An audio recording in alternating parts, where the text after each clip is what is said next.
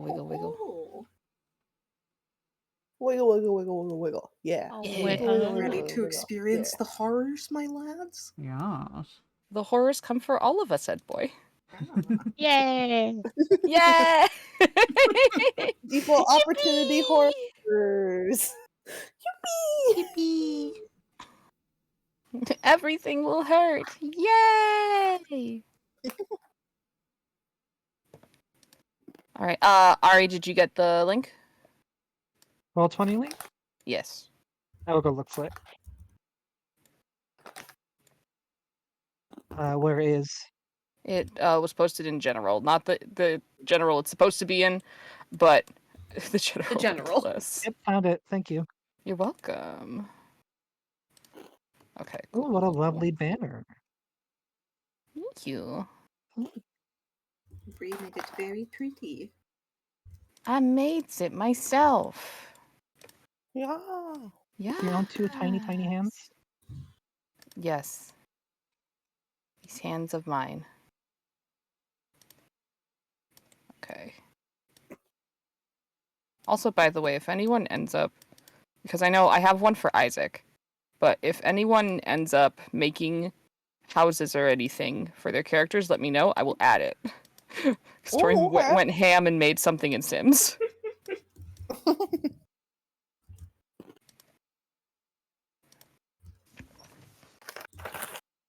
And so yeah, just letting you know, I will add that. And I've just discovered the free camera mode. It's very nice. All right. Last time on Aspera ad Inferi, we got started with a brand new loop. Everyone went to a nice raffle to help bolster the local mall and try and keep it alive, and so it doesn't close like many of the other shops that have in Hungry Hollow during the most recent economic crisis. And unfortunately, no one won the car. So, no harm, no foul. That's not true. Someone did. Not any of you, to be fair. No one that mattered. No one that mattered. We're not talking about him. NPC. Isaac kicks the ground. Aw, dang it. Oh, shucks. And everyone ended up concluding their days and heading back home for the beginning of a lovely weekend. And so we're going to go ahead and just stop in with everyone one at a time and see how that morning routine is looking. And does anyone have any preferences? Because otherwise I think we can just potentially roll for it. It'd be a good way of me learning how the initiative system works, honestly. Yeah. Roll is fine. I'm still feeling a little yucky, so I can wait till the end. As long as she's not first. Yeah. I believe for initiative, you just roll a dexterity check. Yes. So then, folks want to go ahead and roll that. It is being quite weird and not letting me move. Oh, there we go. Goodness. This would do the winning. We could switch places. Isaac, the kind of caring father he is, gives Reese's place. Also totally not because Tori's tummy hurts. Alright, so then, going off of this, usually, as far as, and confirm this for me, Guy, thou who knows the system better than I, usually there wouldn't actually be a technical order, it just determined if you go before Le Monstre / thing. Right. Correct? Correct. So, if this was a fight, Harrison, Tomo, Isaac, and Peabody would all go, and then the monster would go, and then the Lucy would go. Okay. But unfortunately, or in this case for you, fortunately, there are no monsters here, and this is a normal town. So... It'll stay normal. This is a slice of life. That's right. We'll just go ahead and go down the line, swapping Isaac and Bruce, so that Bruce will be third in line. Isaac will be last. Okay. So, Hun, we zoom in on the scene of a house that, if I remember correctly, it's a farmhouse. Pretty nice and quaint. It's been here for a good many years, along with the farm it's located on, family land. And within that house is you and your mother. I So- believe, I believe it's like 2 buildings. Like, his Mhm. mom's got her privacy in the one building, and he technically lives in the little building over next to it, but it's not like they're far at all. Can you describe for me what a morning for Hun looks like? What time do you wake up? Well, I guess You it's- don't have to work today. Okay, I was As a gonna- clarification. First question. Slaps it out of your hand. No, Oh, it's weekend. weekend. Malls are Mall open on closed. weekends, unless it's a dying mall. The so- economy's shit, bro. We can't keep it open this late.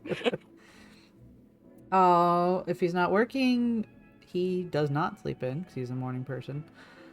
So he still wakes up at like the ass crack of dawn, and kind of shuffles around his small little building, make sure everything is all nice and tidy, and then outside to kind of, I would imagine that they still keep like a tiny garden, I guess. Like his mom probably has something on the side, considering her friends. So, and considering that they did like run the farm for a long time. So obviously the fields aren't tended to anymore, but they have their own tiny quote unquote farm. So he'll water the stuff, appreciate the nice, I would say crisp. What time of year is it? Around this time we're looking at, it's not winter, but it's kind of getting more towards the butt end of fall. Okay, so crisp air. Crisp air, far enough along where plants haven't died yet, and so gardens are still kicking. But in the next couple weeks, you're gonna start seeing a lot more changes. Fast. So tending is more of just grabbing what fruits and veggies still survive before Yes. a frost comes. Nice crisp air. He loves it. It's great. And he'll bring it into the house with where his mom is, and go check in on her and start working on brekkie for them. All right. And we've established your mom is pretty independent, despite. Yes. Okay. So then I think upon opening the door, you can hear the sounds of shuffling in the kitchen already happening, silverware clinking, and the likes. As you approach, you see your mother in the kitchen, which I imagine is quaintly decorated, and has been that way for a good 10 years.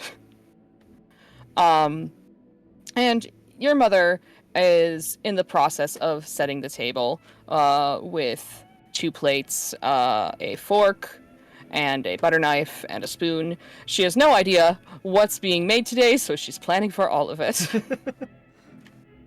And you see, she doesn't really look towards you anymore when she hears noises. Instead, her head just tilts a little bit, and she says, does she call you Harrison? Yeah. Okay. I wasn't sure if there was a shortened version, so wanted to make sure. I can't see him being called Harry. I really can't. He's not a Harry? He's not a Harry.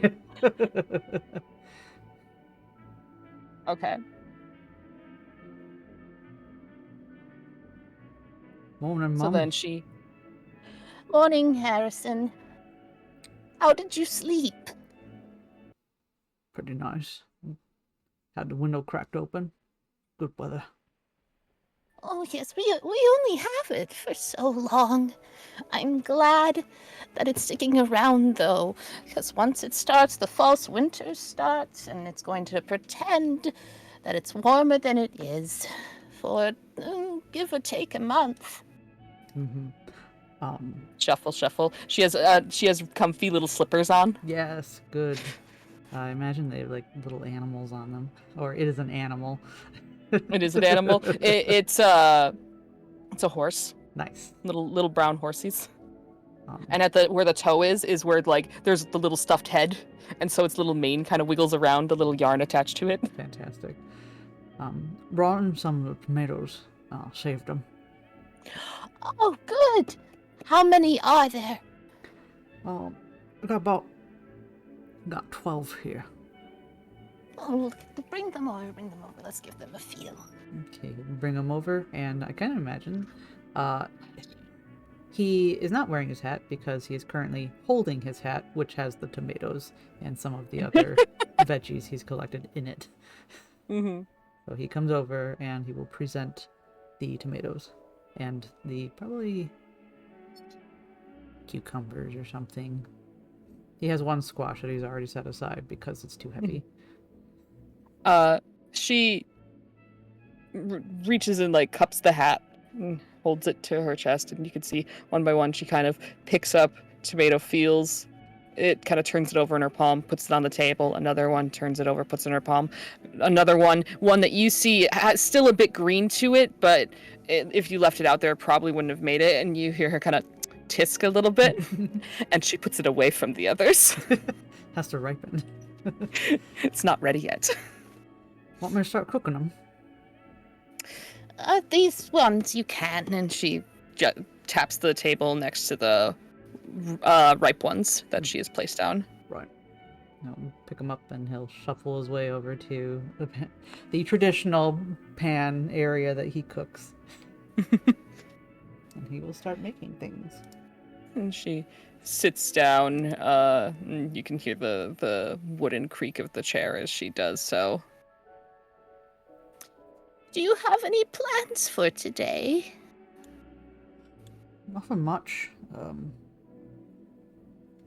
don't know, might swing by over at out of character, trying to remember what her name is. Bruce's mom. What is it again? Bruce's mom? Oh, she had a shortened name. Like, I'm trying to remember the Vic. Right. Yeah, I remembered her full name, but I'm like, shit, what's the shorthand? I might swing by Vic's at some point, go check in on her and see if she needs any help. Otherwise, you gonna need a ride? I was getting there, but yes. But you can go see Vic first. I'm in no rush. You sure? Oh, unless you're planning to spend the whole day there. No. No, I think the afternoon is gonna be me sitting right out there, and he points at like there's a chair that's like set up, and it's his snoozing spot. She doesn't respond. It's got my name on it.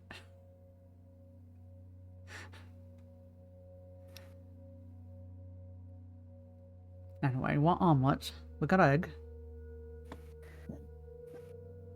I think that would be a good start and a good use for the tomatoes too.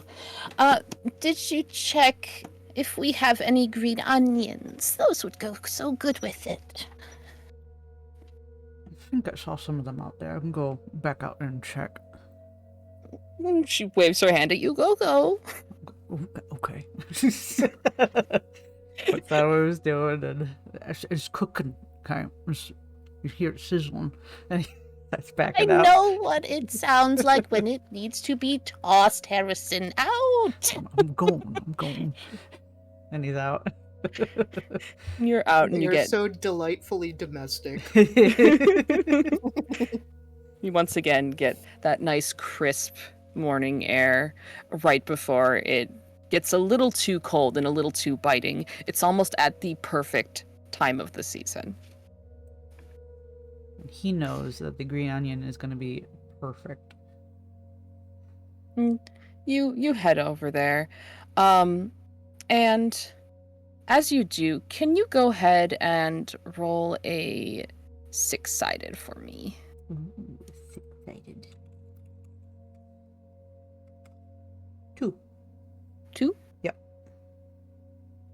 Okay. Thank you. Continue. Okay. Okay. He goes to a barrel, which has another patch of things that are growing. That are usually, the herbs that are to be trimmed as opposed to constant vigilance. So he goes over there and he's got like a little pair of scissors and he'll trim some of the onions and some of the like parsley and stuff as well. And as you do that and you're starting to trim it, you get a little flash of tiny movement within the greens. Kind of pushes them to the side. And as you do, you see a lone, thin bee nestled upon one of the leaves. And as you move it, the bee is seemingly jostled, and in its displeasure, it takes to the sky. He will attempt to carefully cup it. All right. For the funsies of it, roll a dex. Oh no. No, don't squash it, Harrison. Just clap. Okay, we're good. You gently cup the bee. Okay, you're somewhat warm. It's a little cold out. So the little Tap against your hand. Tap against your hand. He will. I'm trying to think. I don't know what to do with a bee when it's cold out, and the bee's probably in a bad place. Do they have any beehives nearby? There's a lot of beehives in town. Yeah. This town has a history of honey production. Actually, though not many places do it anymore, you can still find plenty of bee boxes around. Say, actually, since they do have a farm, as defunct as it is, there's probably a hive nearby, right? You probably do have a beehive. If that was something you used to keep, or at the very least you have awareness what of used one. to be a beehive. Yeah. He'll trudge his way over to probably like the corner of the field or something, and see if he can locate a suitable place to release the bee. All right, you go to the box, and it seems to be as good as any. This is a old box, right? So it's no longer in use. Yeah. Okay, then yeah, you have the remains of one. You don't know if it'll keep the bee warm per se, but it's better than your greens that you're about to eat. Well, good luck to you. Just let you go here, and he'll gently open his hand and it'll be like where the box is kind of open. You do so, and as you are opening your hand, you feel a little like pinch, as it took. You knew it was a possibility that the bee would take offense to your intrusion and perhaps perceive you as a threat. But it was going pretty well until now. He knows what this means for the bee. Poor thing. You have been lesung, Yes. and the bee Doomed. doom. Is doomed. But off it goes, regardless, into the little bee box. I'll look at his finger. See if there's a stinger left over. Nope, there's just a little pinprick. Well, It doesn't hurt too bad. Like, obviously, it's a bee sting, so it hurts. But something you've definitely learned as you got older is that stings and all sorts of other little pinpricky pains aren't too bad compared to accidentally, like, jamming your toe against, like, a hoe or something as you're farming. right. Or, probably accidentally cutting himself at work. Or it's happened. Mm-hmm. You've done plenty more. Yeah. Yeah, he definitely has worker calluses. Like, it's a shock that he even felt it, really. So he kind of like does that thing where you kind of like rub finger and thumb together to try to ease out whatever prickle of pain there is as he walks back to the greens to go collect his prize. You do so, and as you do, just the tiniest little dollop of red rises to the surface upon pinching it. Oh, well, you know, that goes right in the mouth because that's how it goes. You slurp upon your own special jam, Yep. and collect your greens. And inward he goes. Upon coming Terrible in. phrasing. Thanks. You're welcome. Oh, the music didn't loop. I'm sorry. It's jam of the Hun. Yeah. It's Hun flavored. Mm-hmm. Oh, it doesn't want to play. Oh, is it playing for you guys? The I music? don't hear anything. Nope. Hmm. Oh, I it does forgot say it's the watch playing, together though. was a thing. No, it is playing. I think It is I hear playing? something It's from a there. gentle, like, Yeah. ambience. Yeah, I hear it. Okay, cool.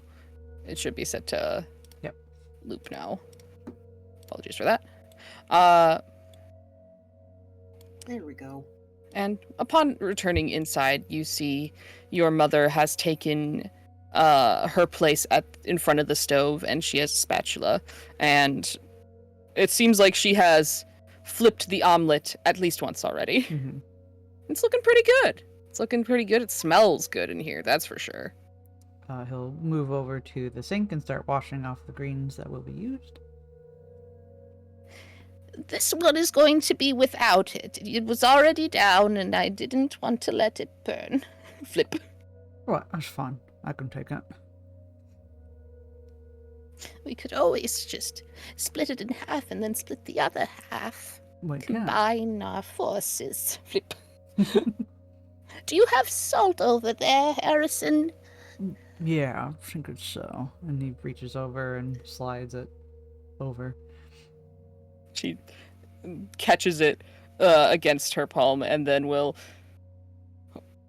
feel around and tip up the little seal and get a little pinch and just pinch. There's a bee out there. A little cold for bees. It is pretty late in the year for them, though I suppose it's their choice if they want to make the poor decision of buzzing around still. I'm surprised we saw one near us, though. Usually they're more towards the other end of town, due to the honey mill there. Must be looking for stuff. Or kicked out. A poor homeless bee. I left it in one of the empty boxes. Well, now at least it has that. And she grabs the spatula by like the midsection and holds the handle toward, or not the handle, but like, no, that is the handle. The part you grab, handle. Handle, yes. Handle. As opposed to the hot part. That's right. She said like, here you go, Harrison, fuck you. I didn't wait. I have to get the pad still. He'll have set up, speaking of pad, what are they called? The little squares. Cutting board? No. The pot holder. Yeah, pot holders. He's got them set up.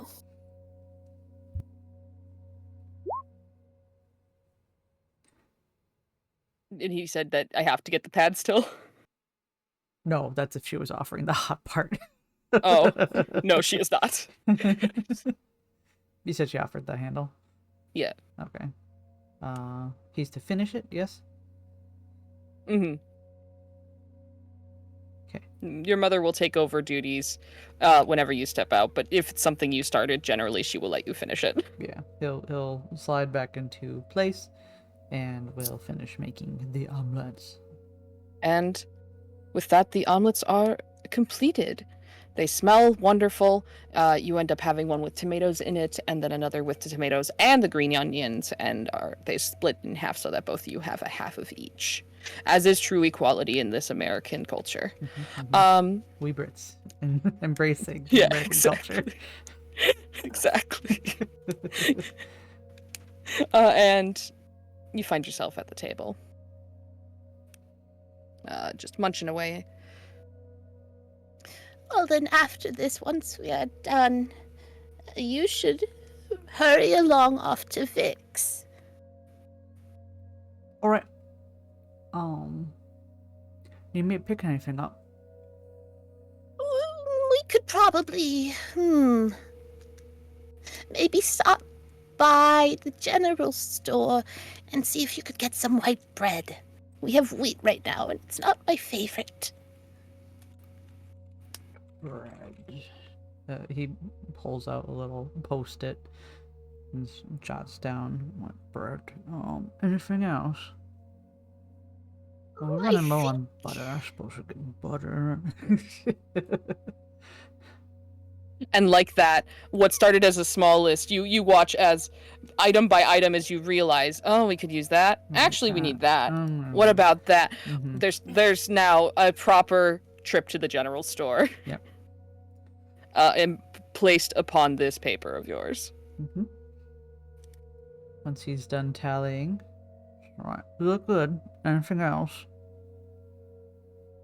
He flips the little paper. I can't think of anything. Okay. He folds it up and tucks it in a little square pocket that he has. And then the pencil or pen is clicked. Probably a pen or something. And he... With a satisfying click. Yep. And he will also tuck that into a pocket.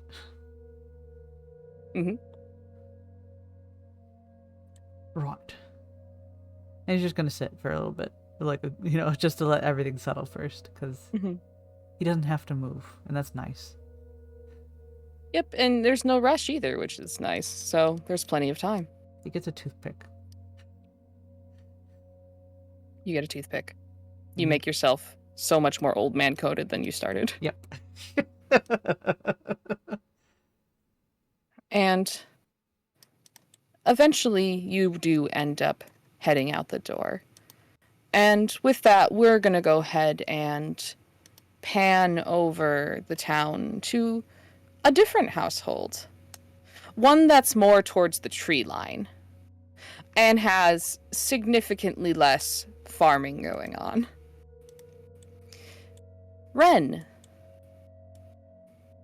can you tell me what a traditional morning, or at very least this traditional Saturday morning, looks like? You got the weekend off of school, and there's no work.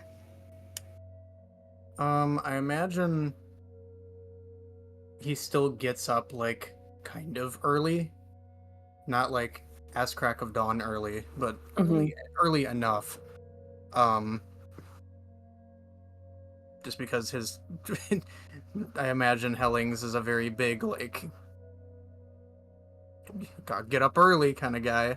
So he is up early. He probably shares a couple cups of coffee with him in the morning. A commonplace thing in your house, Tomo, on days like these, when you went to bed, I imagine it probably wasn't super late if you were waking up early. Is that correct? Probably not, because... Yeah, probably not. It'd probably be around, like, 9, 10 o'clock. So then, it's a usual thing for you, even on weekdays, that you settle into bed, and eventually, a couple hours later, you can tell by the hands on your clock, you hear the familiar sound of the front door opening, and the wooden planks creaking as your father returns home late at night. And last night was no different. And despite that, in mornings like this, he still is up bright and early to have that coffee with you. Does he... What does he say for that, what he does for a living? What does Tomo know that he does? You know that he works in the woods a lot. He has never given you specifics. But from what you can ascertain, it seems like he's a park ranger, but he might be under an NDA.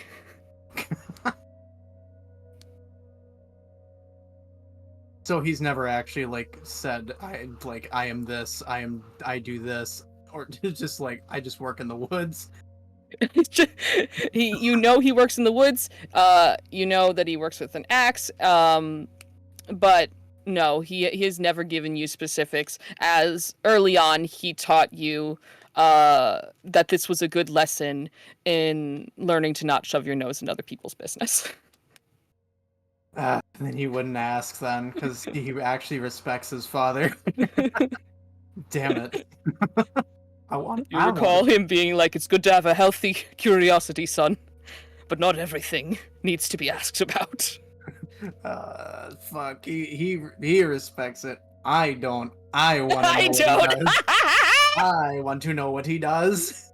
And has Tomo ever snooped in the past? Probably when he was younger. That we'll When, say like- that's. Oh, go ahead.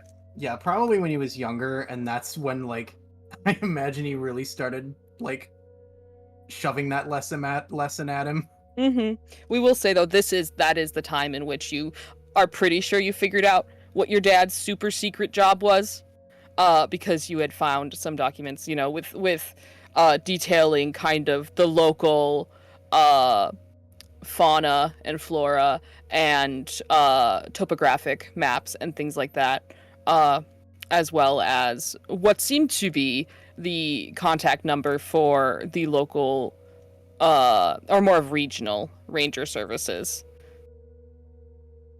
And so he's never gone into it, but you know, maybe he's never even figured out that you know. Somo is gonna assume that he knows that he knows. Just because it's Hellings. He knows fucking everything. Of course he would know that he's been snooping, or what did snoop at one point, or else why would he not? Why would he have this conversation? Mm-hmm. So he doesn't pry. And you find yourself early in the morning at the table then with him. Him taking his coffee black with no added cream, no added sugar. Just straight out of where it had been made and into his cup.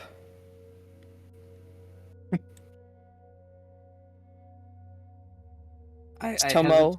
I hesitate to say that he has the same thing. He might have a little, like a little bit of sugar in there just to make it a little bit sweet. Mm-hmm. But like it's not much because he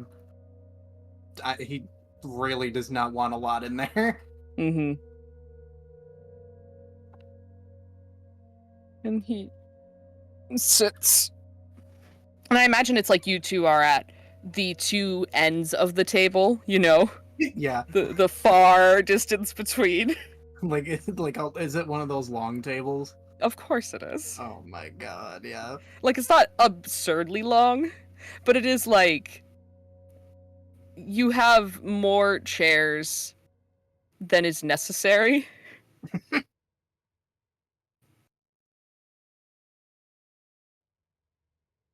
I'm going to be heading out earlier than normal today. Oh, how come? Season's changing, so need to be on top of it. Yeah, fair enough. Do you think you'll be back earlier? He kind of does a low grunt and shakes his head. Okay, figured.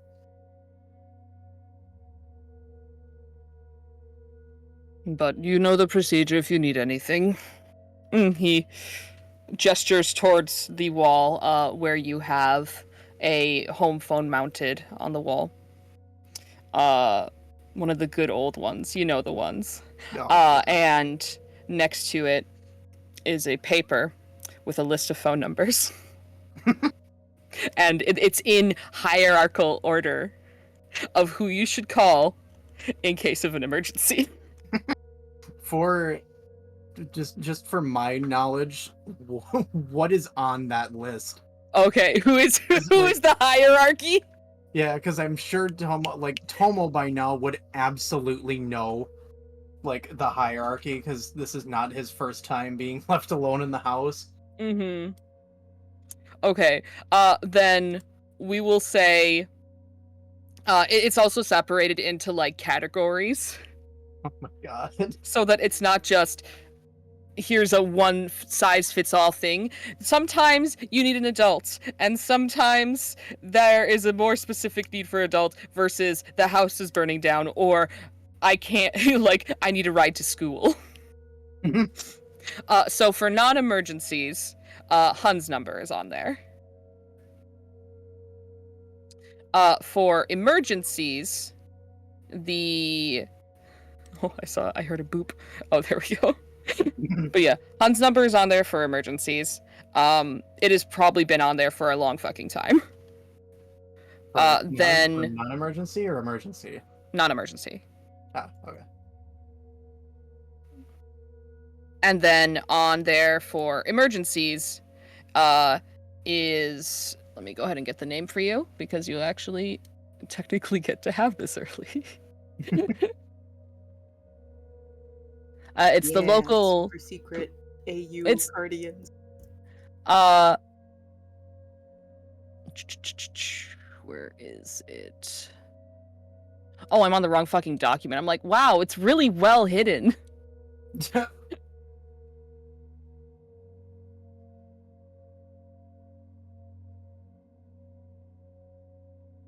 Okay. So then for emergencies, there is obviously the non-emergency number for the police station. And then specifically under that is the personal number, which in this case would be more of like office number for the lieutenant in town. Now, your guys' as you would probably know, and this is general knowledge for everyone who lives in town, the police force is laughably thin. To, of course, match the laughably thin population number. So, when it comes to reaching out to others and cases like that, usually you can, if it's a non-emergency and you don't need to hit up 911, just default to the lieutenant's number instead of trying to go through a telecommunicator. And so his number is on there. And then another number that is on there is for if, and it is noted as like, if police do not answer. And it is a Christina Hofferman.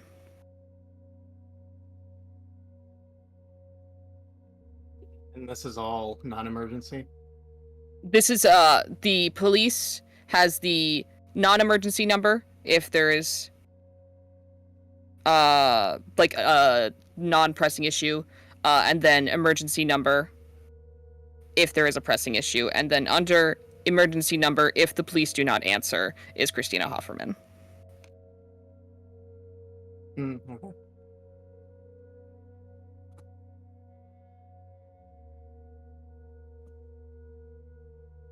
And that addendum has been there all pretty much as long as you can remember. You've never had to use it. Almost every time there has been a need to call someone, either Hun answers, the non-emergency number answers, or if the non-emergency number doesn't answer and you call the office phone, then you usually get the lieutenant. So you've never had to call this number, but you do have it. And for the record, just so you have it, in case you're taking notes, Stafford is the lieutenant. So yeah, that's your little list. I completely lost my train of thought of how we got there. Oh, he's heading out later tonight. Yes. And he sits back in his chair. I imagine cereal is a pretty commonplace breakfast in this house. Yeah. There's a couple different kinds. And that's just, you got a bowl, you got a spoon, you got milk. Breakfast of kings. And he's over there with his fucking wheat thins, or whatever the fuck they're called. The ones, you know, the ones. Wheaties. The ones. You know what I'm talking about. They're the fucking little blocks with like just a little bit of like powder on them. They taste like shit.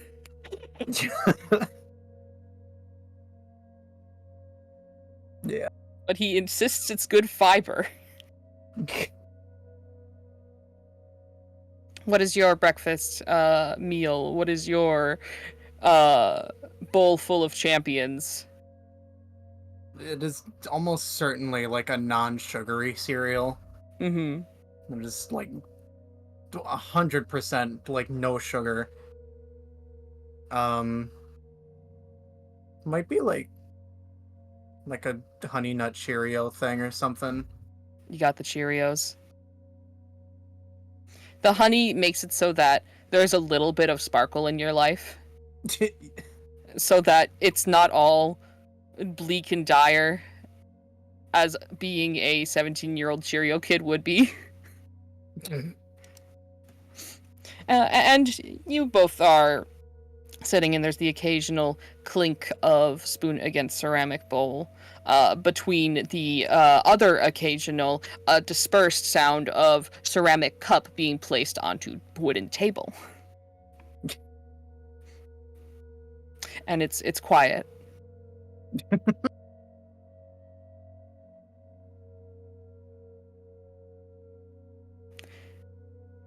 And time lapses. Time that in maybe another household would be considered uncomfortable, but here is pretty common. And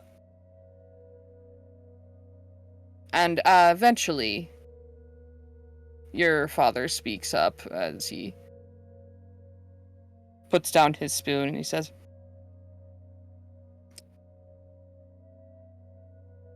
"You're not scheduled for this weekend, correct?"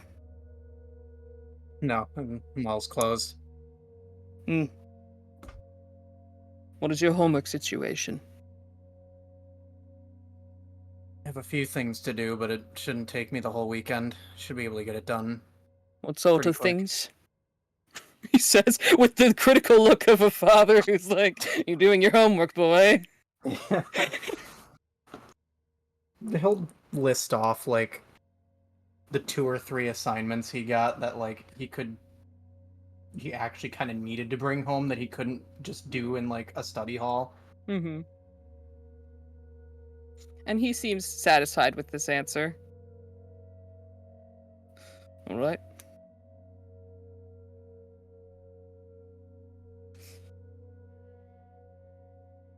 Are you planning on seeing any friends this weekend? Could he would say, so I can know where to go if I need to find you. Right now, I don't plan on it. I don't think so. All right. Well, you know the drill. Leave a note if you do. Be back by curfew. He nods to himself. Yeah, gotcha.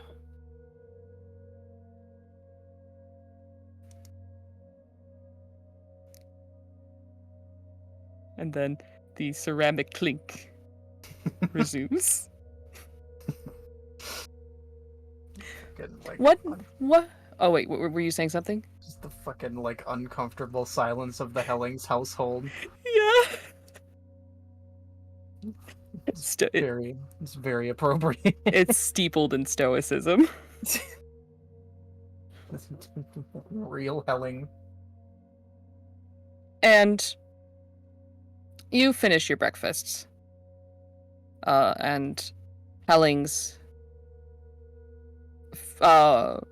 places his bowl into the sink which you know is code for "I'll get to that probably tomorrow."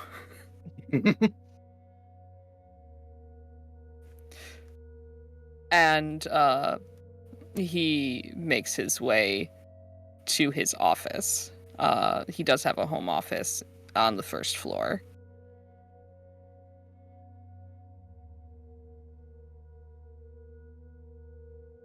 For reference, where's Tomo's room? It's probably on the second floor, Ah, okay. but I would say you probably have a general living room on the first floor, and the kitchen and dining room are connected, but not like the same room. Yeah. So there's plenty of room for existing downstairs, but your personal sleeping room is upstairs. Okay.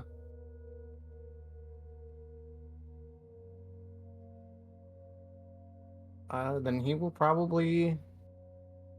About what time would it actually be? Like after breakfast is done? Well, it depends on how early you woke up. Uh, Probably like 7, 8 o'clock. Okay, then it's no later than 8:45. Okay. There's only so much conversation that can be had between silence. And usually both of you are able to kind of ascertain the other's rough daily plan from this. Such as, you know that Hellings is home today, and he's heading out early. And he gave you around roughly 5 p.m. is when he's going into work. When usually it's a little closer to like 8 p.m. when he leaves. Okay.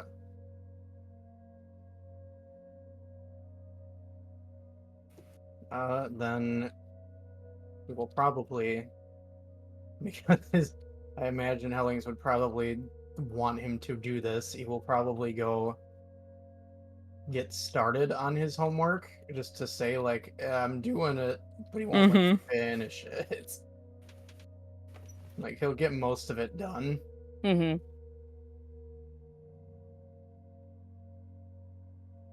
then around roughly, let's say 10, the phone downstairs rings. And there's a beat as it only gets through one cycle before it's picked up. And you hear from downstairs, "Ren!" He drops what he's doing, runs downstairs. He puts up a hand as you're like coming down the stairs at a pace that is potentially dangerous, and he holds the phone out towards you. It's little plastic spiral connecting it to the wall still. "Your friend's on the phone." Okay. He will take it. Hello. "Hey." Hey. And you recognize the voice as Ashley. Hey. "Do you have any plans this weekend?" I don't think so. "Okay. Because I don't either. And I'm bored." Okay. Yeah, what do you want? Got something in mind you want to do? I don't know. I mean, Lillard isn't giving me any ideas. Usually, like, I figure we can go out into the field and, I don't know, tip some stocks over or something. But That is strange. He's usually on top of that. right? Leaving it to us to make all the plans. Fucking annoying. I just need to know if we're going out in the evening or not so I can make sure my window's unlocked. For record, is Helling still like in the room and is he like hovering over the phone? He He was hovering a little bit, but when you look at him, he walks away. It's not even like he's right next to you. It's like you can see him in the kitchen, like doing idle work, and you look over, and it's just like, busted. Yeah, he's just like he's pretending to look busy, and then I look over, he's just staring directly at me. And he leaves. He leaves after he's successfully found out. Yeah. After he knows he's gone, or like in the other room, he'll just be like, well, Dad said he's leaving early tonight. Ooh, which means you're out late tonight. Okay. Well, that's out earlier. Probably be back around the same time. I guess. So then we should figure out something that'd be fun to do at night. I can ask Lillard if Sid has any ideas. Yeah. You know how I am with decisions like that. Well, yeah, you're a goody two-shoes. He doesn't say anything, but like he physically rolls his eyes. Your Gothan only outfit, Tomo. You need to rebel more. Or she wouldn't say Tomo, sorry, Ren. Unless the Tomo nickname has permeated your friend group. I don't think so. I think it's just an Isaac. I think it's just a Grave family household thing. Mm-hmm. That was the best hot topic name. Yeah, she put. Your Gothan only outfit, Ren. You need to rebel more. Whatever. Don't you whatever. You should hear mutter on the other side. Okay, well, I'll stop by your house later. What time's your dad heading out? He said around 5, but stop like 6 to make sure. Okay, solid. We'll meet you there, probably. And if not, you'll hear from me. Okay. Works out. Alright. Rock on or whatever. She just hangs up. He's about to open his mouth to say something and the line just disconnects and he just like hangs up the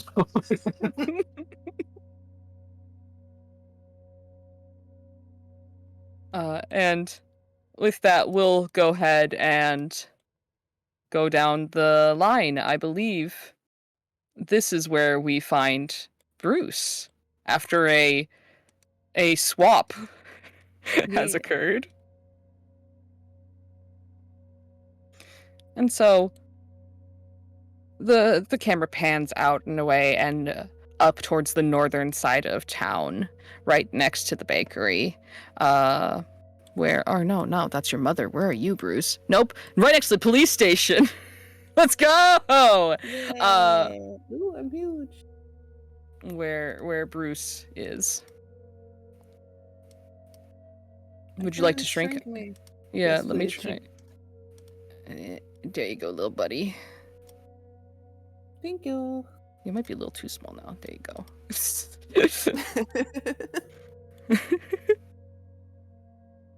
Yes, he is wonderfully sandwiched between the police station and the diner. Yes. So what does a morning for Bruce look like? A no work morning? Oh, no work morning. He probably gets up, he gets the paper and skims through it while I think he's gonna he make his lunch that he's gonna carry with him in a bag, and since it's a day off and he can take his time, he goes to the diner for breakfast. All right. You are the first one that I get to actually scenery change for. Let's go. Ooh. Let me go ahead and pull up the diner.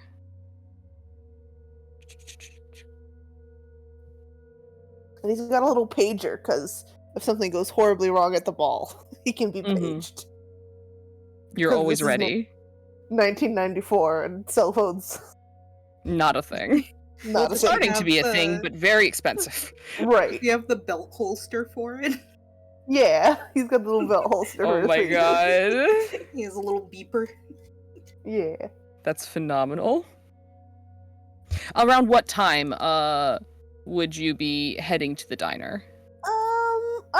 I think he wakes up pretty early, probably like 7:30, but then he does his puttering around, so he's probably at the diner at like 8:39. Okay. So then you get to the diner and you walk in. And there is a familiar face in there, but I'll give you the scenery first. The interior is a classic diner. You see the pale green upholstery, the laminated floors in checkered patterns.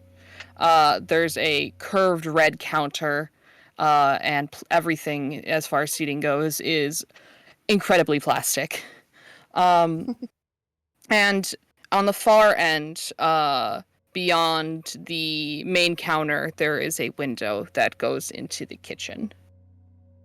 The floor looks like it could use a mopping or 3. Mm-hmm.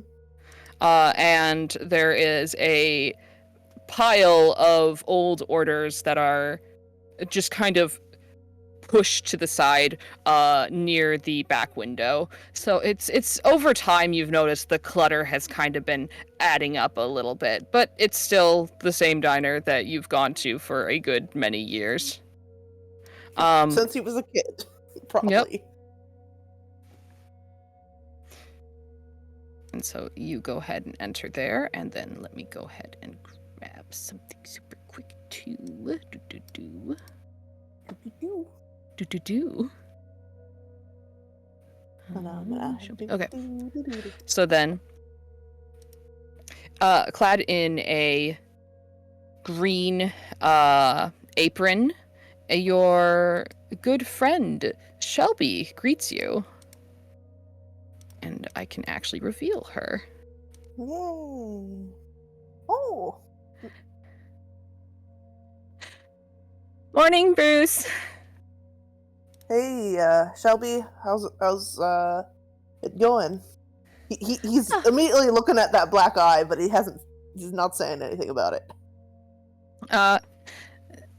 She tucks her hair over her ear and she says, "Oh, it's going okay. Business has been kind of..." And she does a so-so motion with her hand. Yeah, it's slow everywhere, even the mall these days. Yeah, and it's only getting slower. But it's okay. We'll bounce back. We always do. Well, it's Saturday, so I'm here. Yeah. We customer on the weekend. Look at us go. And she pulls out from her side little pocket a little notebook and pencil. And as she's pulling it out, she accidentally kind of like pricks herself with the pencil. And she's like, "Oh, you okay?" Yeah, no, fine.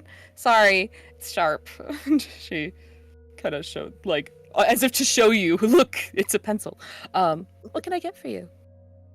The usual, which for him will be just toast and eggs, and hash browns. Just standard 2-egg breakfast. All right. I'll go ahead and get the order put in for you. And she goes and you hear her lean over the window and say, "The regular, you know who it's for." And distantly you hear a deep voice say, "Ah, Bruce is here!" That's gonna be who is that? That's That is going to be Anthony. Anthony. He's the owner of the Briar Patch. If there's no other customers here, he'll be like, "Hey, Anthony," and call back. And you hear a beat, and then just as it sounds like something's being opened back there, and like the sound of a freezer door closing with great force, and then a beat. "Morning, Bruce." Morning. Did you hear about the car last night? The car? Oh! You mean at the mall? Yeah. I don't know much about it. No, there was something, and she's kind of like curling her hair around her finger. There's something about it in the paper, right? Mm-hmm. Yeah, I was just wondering, there might have been something. It was one of the old farmer. He would remember this name. I'm bad, and I don't have it open at the moment. Let me get the. It's okay. There's a metric butt fuck amount of people. I blame you not.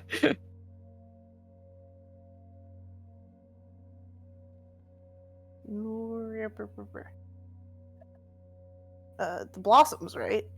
What was one of the young girls? Blossom or Garland? Not Garland. It might have been Blossom. Reed? That's 15. Vivian Grave? I'm looking at all the young Oh wait, girls. I have notes. What am I doing? Let me just check my notes. Yeah.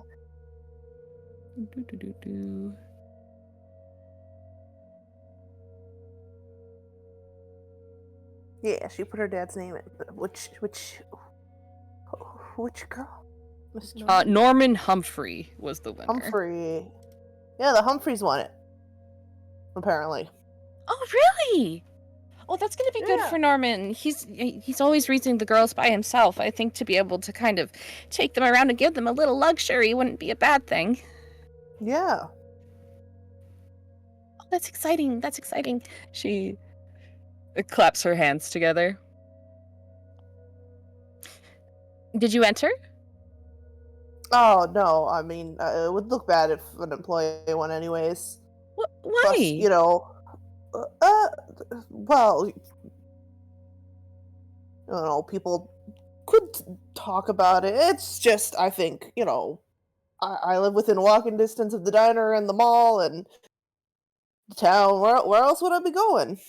Well, I mean, I don't know, but it wouldn't hurt to have something. I mean, you've got that one that's hitting almost like 20 years now, don't you? Yeah, but it's still working fine. Why get rid of a car that works? Why? I can keep it running.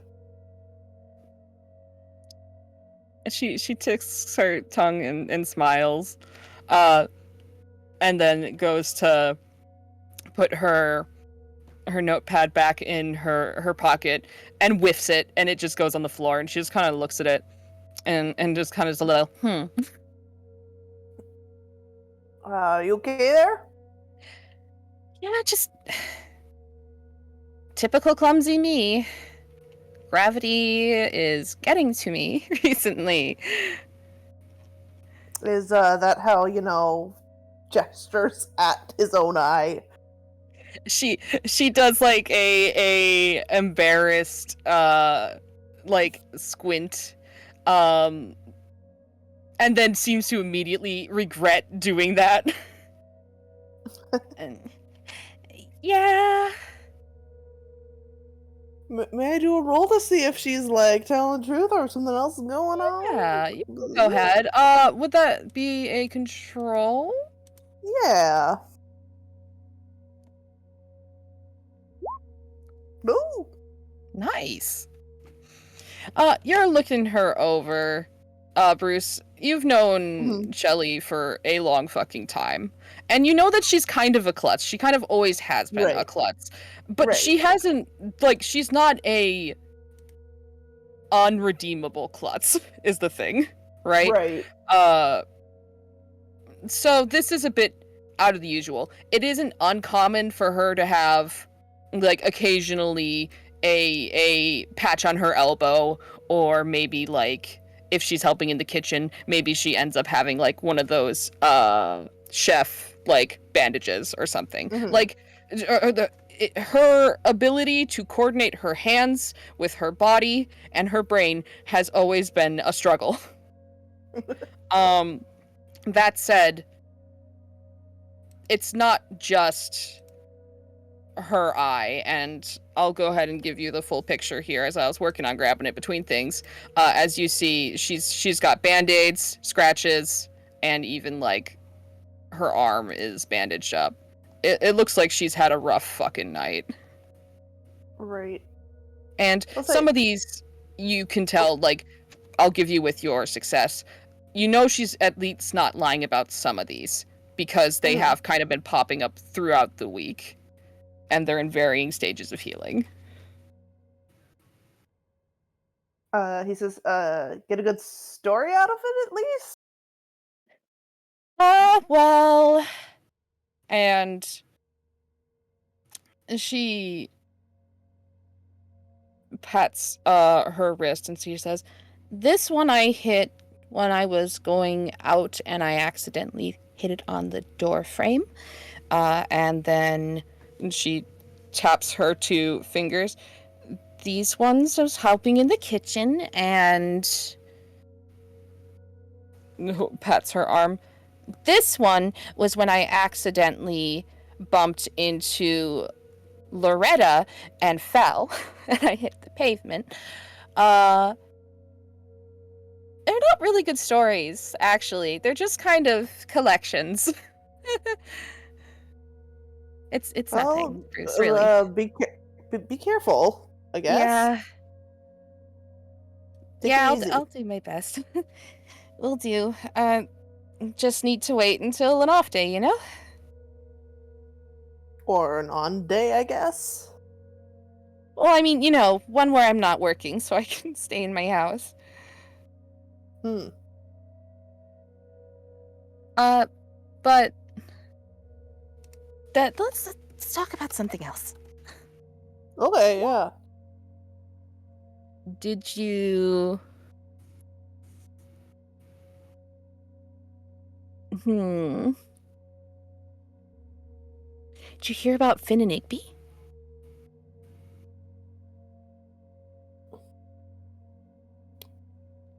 Finn and Igby, no? Yeah. The farmer on the edge of town and his son? What about them? I mean, I know of them, yeah. Well, okay, so recently, like, they've always kind of been not huge people.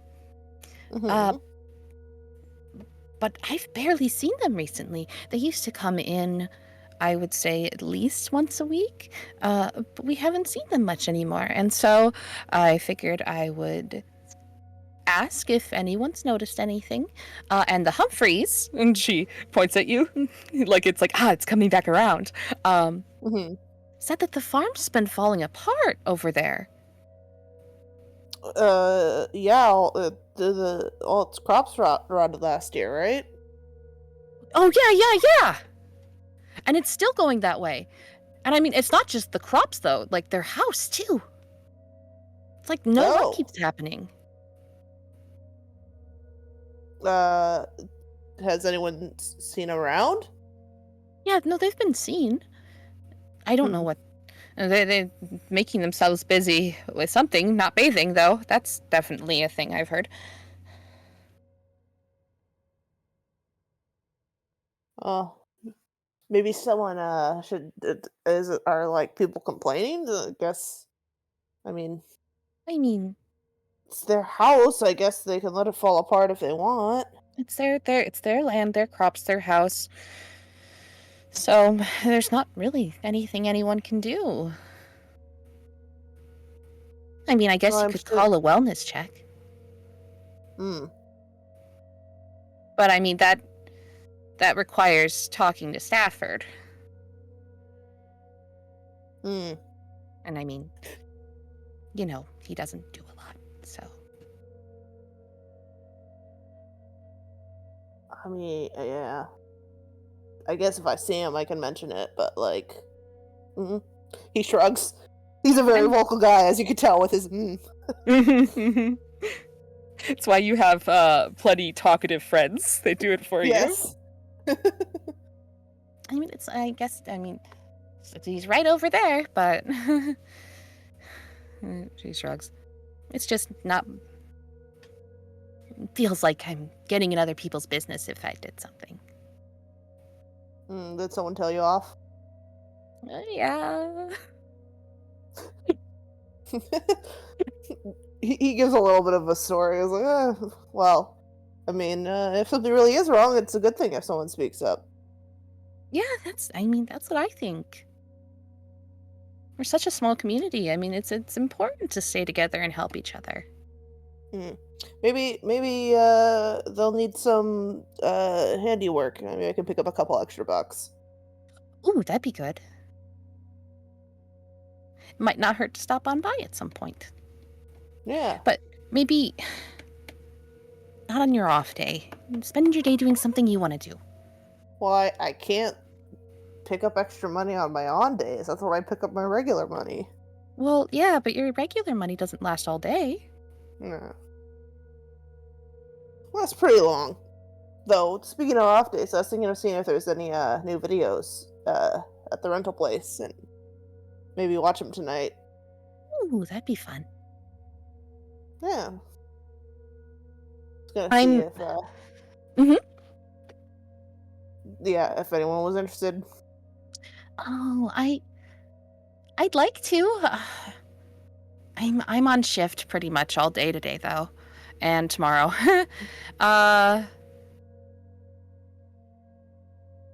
Maybe next week. Oh, sure.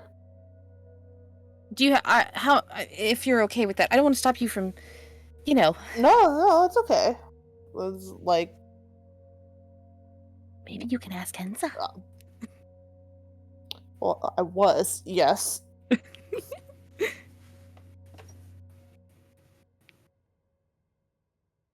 was gonna stop by there after I finished my breakfast.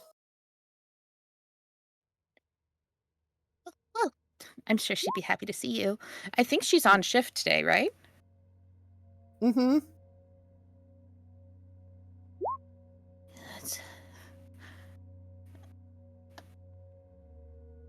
She kind of looks out the window towards the direction of the mall. It's really unfortunate they can't afford to keep it open during the weekend. Yeah, you'd think they'd drop like Monday or Tuesday instead of the weekend, but Yeah. No, you'd think so. She shrugs his shoulder.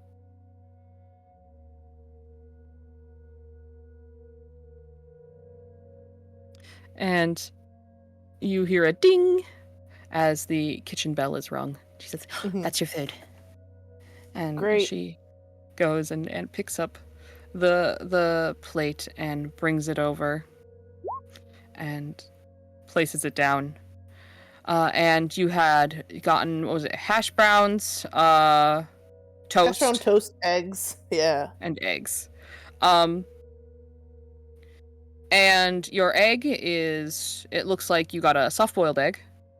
Mhm. And it's been cut in half, and it's like in two little happy halves. And then the toast is there with a generous amount of butter on it. Perhaps too generous. And the hash browns, I'm gonna level with you, Bruce. They're looking a little raw. Well, he's not a complainer. He'll eat it without saying anything. He'll even say, "Great as always, Aunt Tony." Tony. I love this bit of Bruce that we're getting to see finally. He is wonderful. He probably orders them extra crispy too, and it's like, Oh no! It's fine. He values his happy relationship with the diner more than a crispy hash brown. You've been watching it take a downturn recently, like in the last year too, where it's like the quality of food has just been slowly dipping and dipping and dipping, and then like the selection has been getting thinner too. Right. And it's one of those things where you're like, he's not gonna like. I'm not gonna complain about that. It's the whole town. It's just you're having a bad year. It's Just having a bad fine. food safety. Fine. It's fine. You eat your meal. The toast is pretty good. Good. Yeah, and he likes it with lots of butter. Yeah. Small victories. Puts And his jam on it. you do that and you finish your meal. And is there anything Bruce does before he heads out? I mean, he'll thank them. He probably has skims the newspaper. Mm-hmm. Continues to skim it from his early morning. He brought it with him, but yeah, no. All right. Listen to the chat back. You'll notice the newspaper is about a week old, and so on the front of it is still the advertisement for the upcoming raffle, and the article written by a Douglas Gray to advertise for the mall. And so you've probably seen this one before, if you're an avid paper reader. If not, hey, it's a paper, and then within are the comics, which is clearly the best part. Yes, are the comics good this Saturday? This Saturday, roll me a d6. We'll determine how good they are. Oh, bad. They're real talk, Bruce. Are They're kind of shit, bro. they reruns? They're all reruns exclusively. What the heck? Nothing but Garfield. Garfield. Hey, that's in the 90s. Garfield's at its peak. Jim Davis is still writing it. Still hasn't given up on life. I think it's not even that it's nothing technically wrong with the comics. You can't blame the comics for being on paper. They can't change. But there just hasn't been a new newspaper in here for the past week. And if you take your morning meals here, it's like going to the doctor's office and it's like, yep, it's the same magazines as last time. So even if you went one little comic by the next little comic, by the next little comic, by like Wednesday of this last week, you had already seen all the comics. Well, he's got his own paper at home. It's fine. God, he just takes it lying down. Takes it all lying down. He does take it all lying down. But in the last loop, he died standing up for. He'll say goodbye and head out. That's his morning. A nice chill little small town diner meal. She will wave goodbye and say, "Remember to stop by church." He's like, church is tomorrow, Sunday. Yep. She does like a blank look for a second. She's like, right. He always complain about everyone stopping by after. I'm sorry, I just totally got mixed up. Bye. Thumbs up. thumbs up when she's looking away like, oh God, kill me.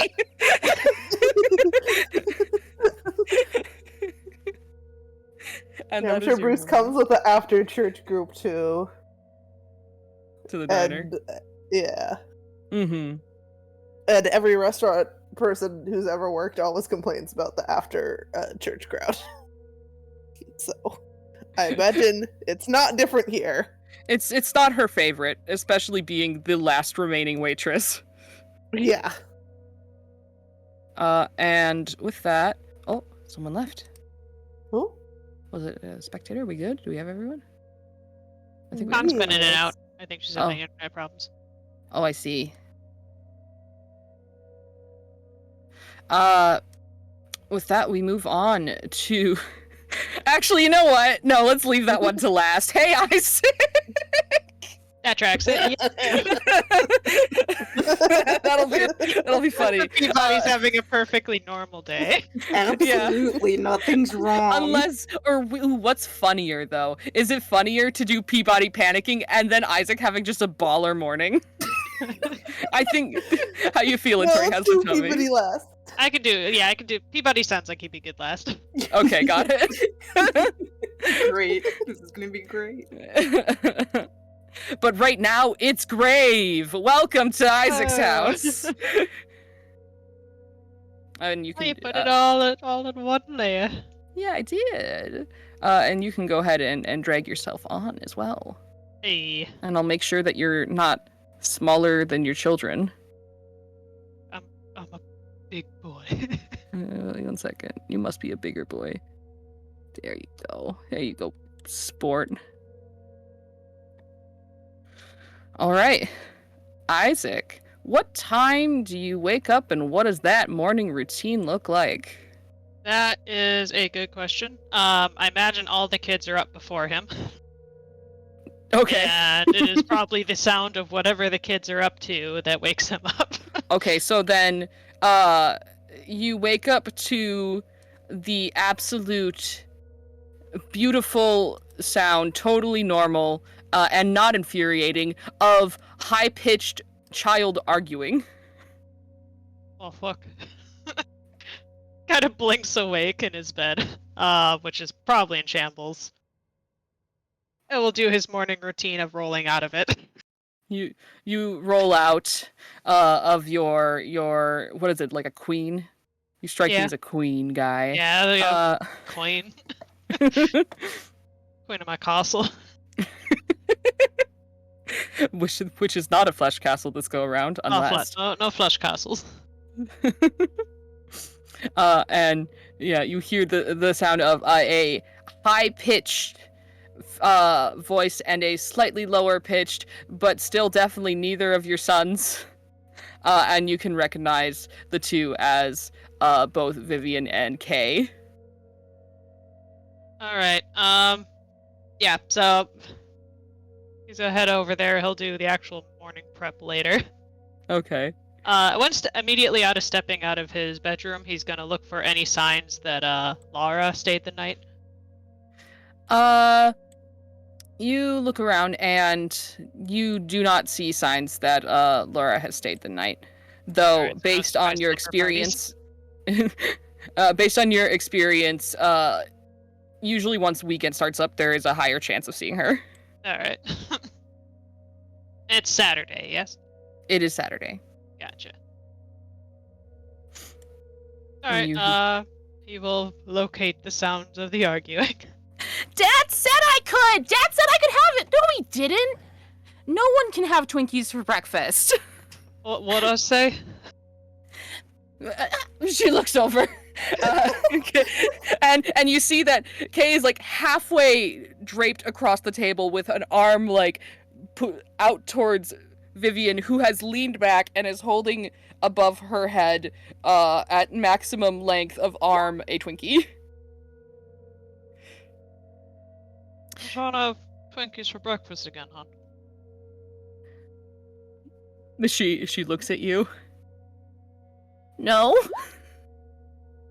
You know you gotta have one kind of healthy thing before you have your breakfast Twinkie. That's what I said. I don't want it. I want the breakfast Twinkie, Dad. You get a green before the Twinkie. Tyler got his Twinkie already. That's because Tyler had spinach. Yep, spinach for breakfast. I don't know why. Yeah, it just lights up. She says, looking at you and shaking her head. Yeah. He's a good boy. It. He said looking like kind of just a little judgy.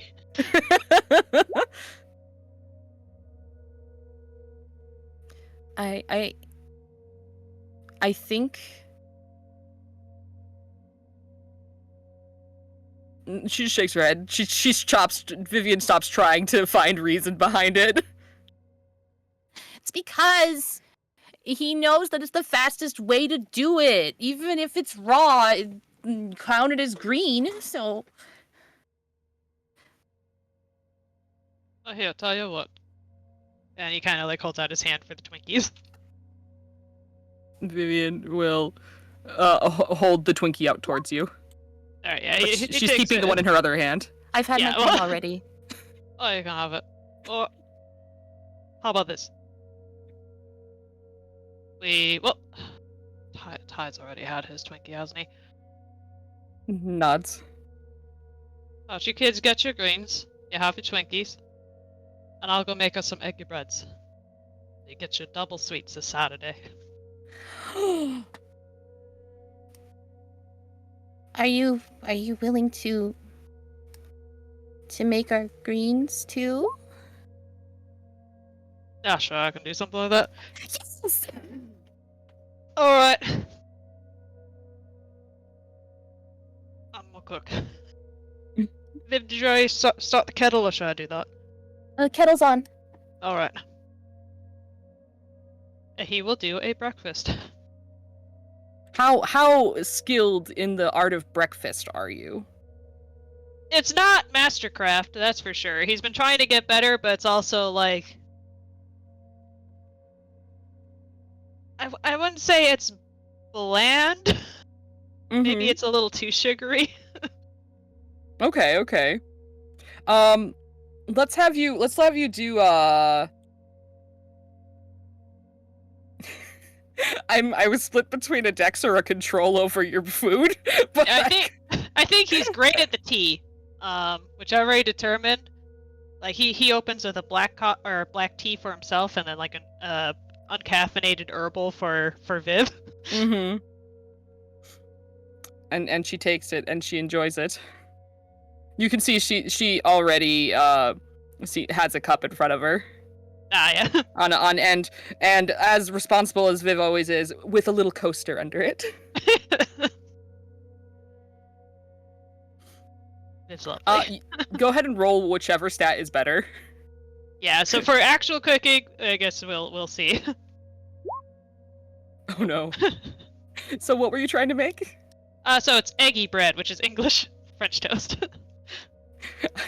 I'm really glad I know what that is now, because I was like, I have no idea what the fuck that means, but I'm running with it. You begin making the French toast, and I mean, you are still capable of cooking. Even with a failed roll, you can make edible food.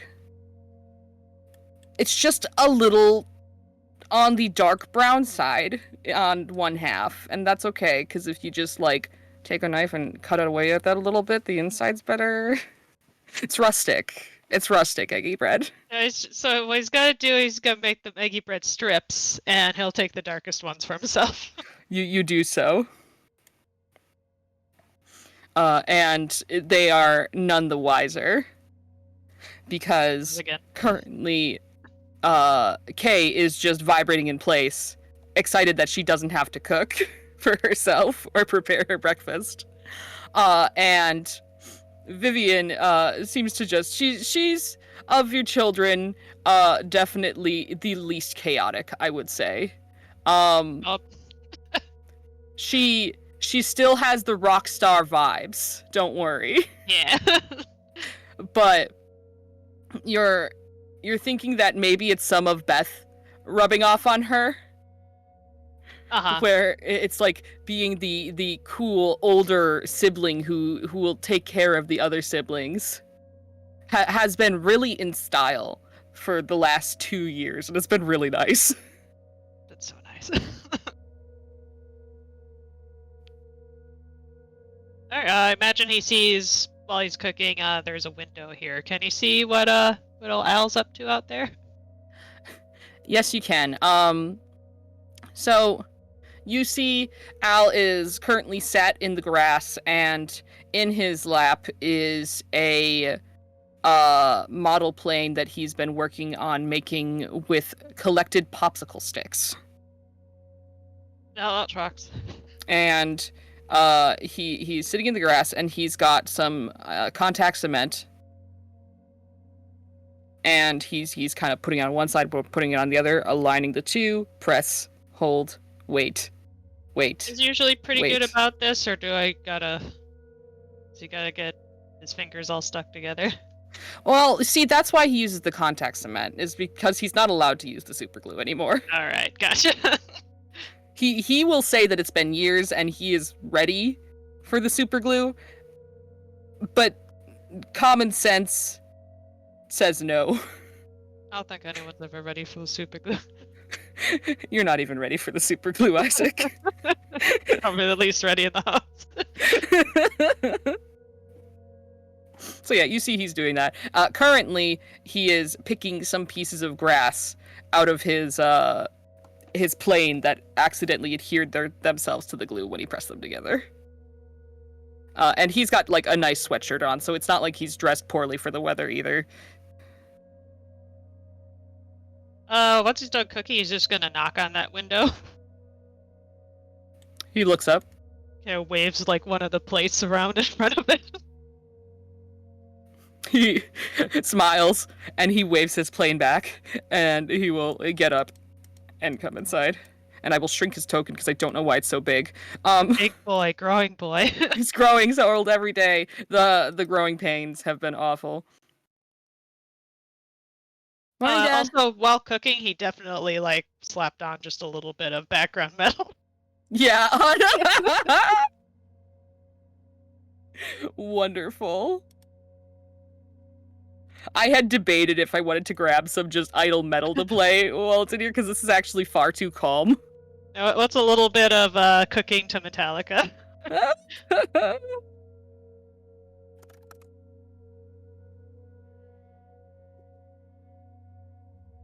Second, let me see if I can find something to really just give us. Yeah, this will work. Okay. I have to change this up. As you flip the spatula, and whether you catch it or not, who knows? We don't need to focus on that. But you shift into cooking mode. And burn almost everything. Black mount, like my Sabbath. And to the most rocking of metal riffs, you burn your fucking French toast. And cut it into strips so that your children are none the wiser. And the sound of the metal coming out of the kitchen speakers is like a summoning song as you hear the sounds of light feet, and then a thump thump thump as a foot slips, and he slides on his butt the rest of the way down the stairs, and your youngest son appears. He just kind of does a cursory glance to make sure there's no crying or hurting. I'm sure this happens a lot. This happens a lot. Checks out. He seems okay. He seems like he's doing pretty good. He stops. There's something in his way. He gets down and he kind of crawls between his legs. Crawls up. Morning! Morning, hi. What's for food? We got egg and bread. Eggy bread! Egg and bread. Do we have syrup? Oh yeah. Nice. You got yourself some syrup. We got jam. Jam's good. No one else ever likes the jam. I'll have the jam, Dad. There we go. Yeah, that's my girl. She does the little rock on symbol.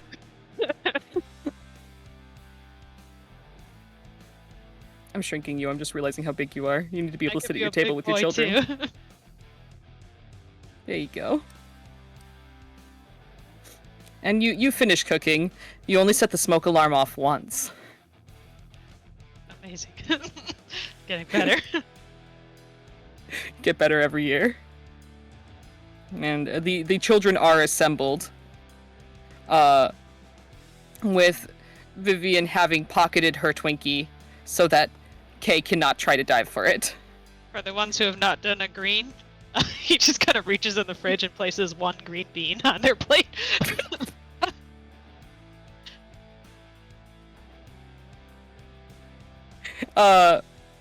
Kay looks at her green bean and looks like she kind of steals herself, and then closes her eyes and puts it in and chews it really quick and swallows it. So now I can have your Twinkie. Yeah. Vivian will grab the Twinkie and toss it back to Kay. Kay grabs it with enough force that you see within the packaging, which like puffs a bit against the seal. Just a little bit of the cream go.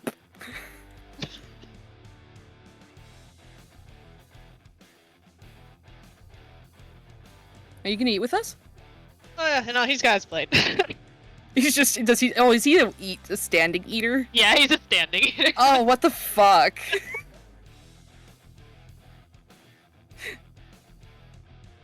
They eat, and how I imagine this Metallica song and in general Metallica is a commonplace in this household. Oh yeah, he kind of rotates between some of the bands. Then the children will sing along in varying tones of on tune versus off tune, usually kind of going in age order. Though you gotta give credit to Tyler. Tyler's kind of got an ear on him. Hey, we got a singer in the works. And Vivian's been working on her singing as well for a while here, so she's pretty good as well. Mm-hmm. That's probably So something the two of you work on together. Yeah, so they get ample praise. They got the chords. Can we Yeah. practice guitar later, Dad? Oh yeah. Cool. What do you guys want to do this weekend? They think, but they does not include Tyler, who says, "I want to go to the rec center." All right, rec center. Where's the rec center? This is something I say and Isaac thinks. These thoughts are combined as you think idly. And I'll point out the rec center to you once we go to the overworld map again. Okay. Can we stop by the general store? I need more popsicle sticks. All right. Rec center. General store. Probably fetch those for you.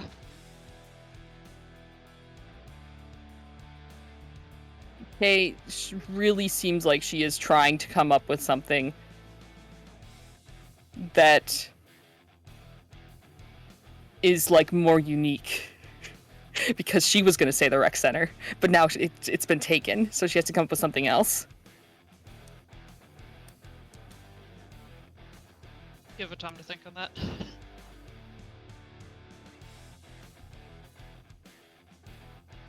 Can I? And then, without fail, as she comes up with the most original idea that you totally don't hear every weekend. Can Anna come over? Oh yeah. Which one's Anna? Something I say and he thinks at the same time. It is one of the Garland children. I believe Lara Lara. is the one And, the that younger one, will then? come over and skate. Her not so twin, Anna, is her sister. Oh, okay. So Laura often comes over as well, but as of recently, Kay has been on an Anna kick in the way that children randomly choosing friends to just absolutely adhere to do. Oh yeah. And she nods. Let me just check here. I wouldn't know a whole lot about her, would I? Anna, not nearly as much as her sister.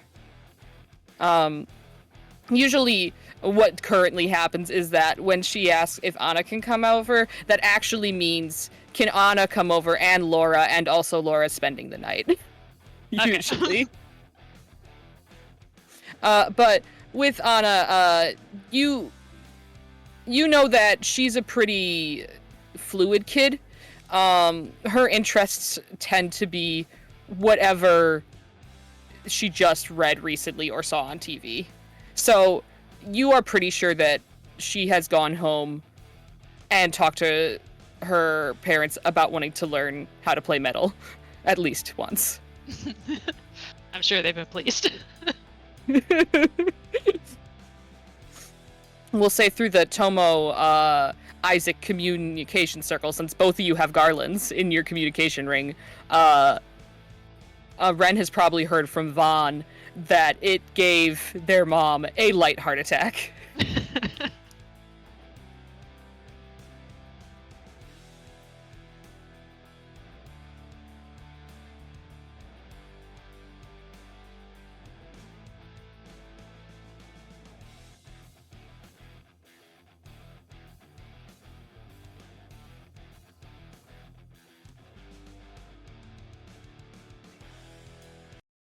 Alright, yeah, when breakfast is done, then he's going to slap on the TV to keep them occupied.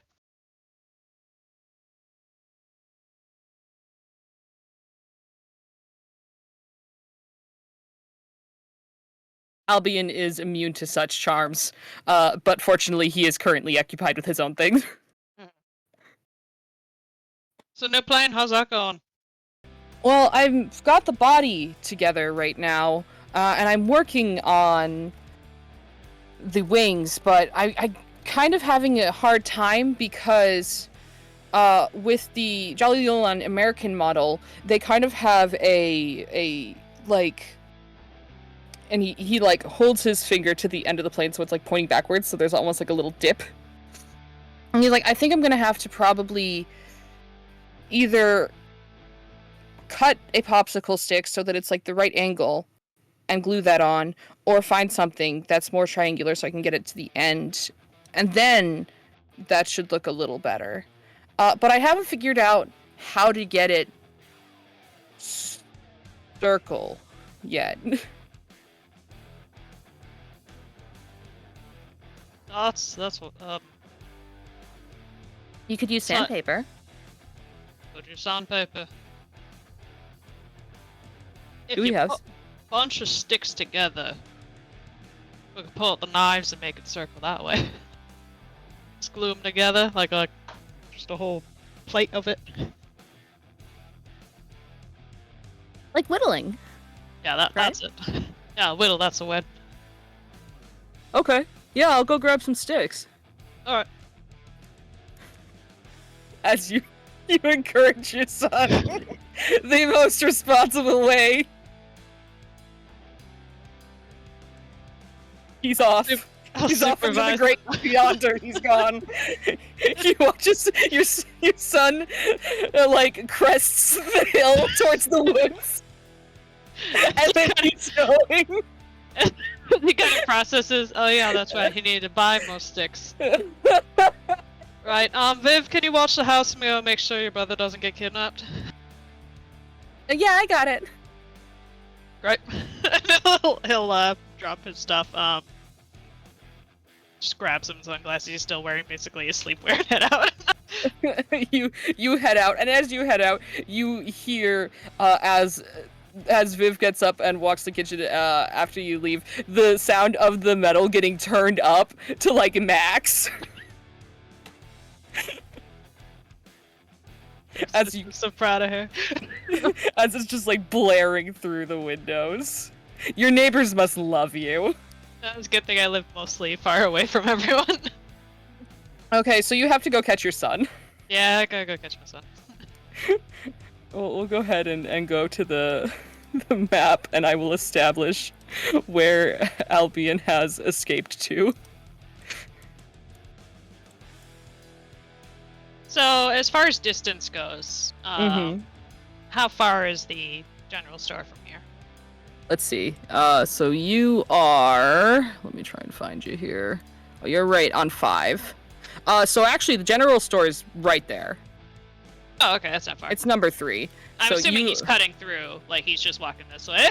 Well, no, you told him to go get sticks. He's going Like, Tempest not Run this way. popsicle sticks, but sticks. So he's going this Oh, way. I see.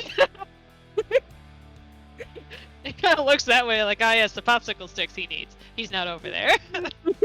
He's interpreted this the most literal way he possibly could. Your son's a little literal. Alright, yeah, he'll walk over to the woods with him. Right. Let's go ahead and he's not sprinting, fortunately, but he is at like a small jog, and there's like a hill going downward. So go ahead and let's do a dex to catch your son. Time to fumble. That's a fumble. Okay. So, Isaac, you know, it's hard sometimes being this youthful. And Yeah. having the lungs of an 80-year-old. And so you get like halfway down the hill and you can see the distant Albion. Like, he's not even running. But you're feeling it, man. You're so fast. your chest is feeling it. And what do you do? Well, I can see him, which is Yep. pretty good. That's a good dad point. He's just gonna. Are there any benches around here?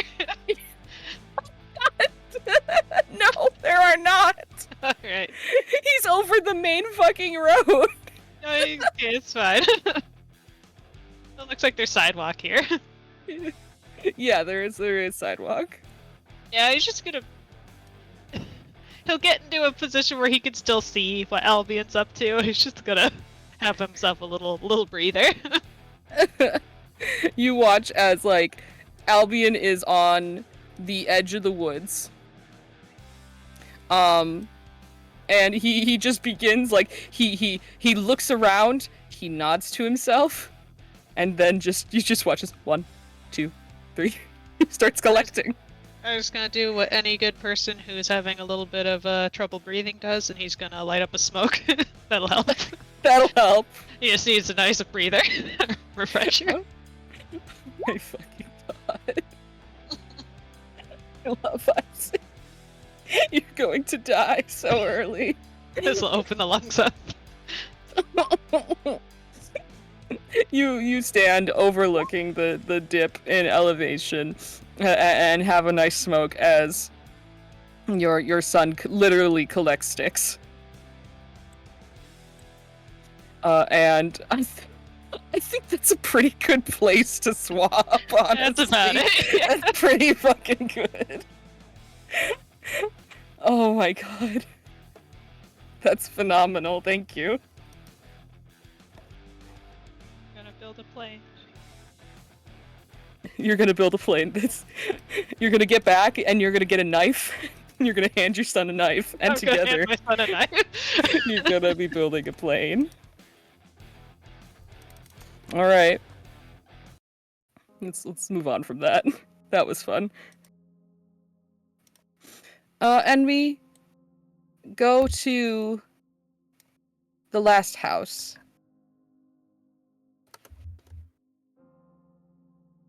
Wow. And Alistair, Mr. Peabody, Doctor even, Mhm. you wake up and there is, for a moment, some relief as you see the familiar ceiling, the familiar decorations, and for a second, you think, maybe it was a bad dream.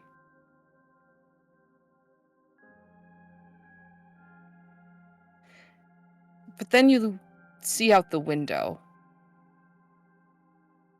and you see the sprawling landscape, and the trees, and the distant tall buildings that you know is nothing. Actually, you don't know what they are.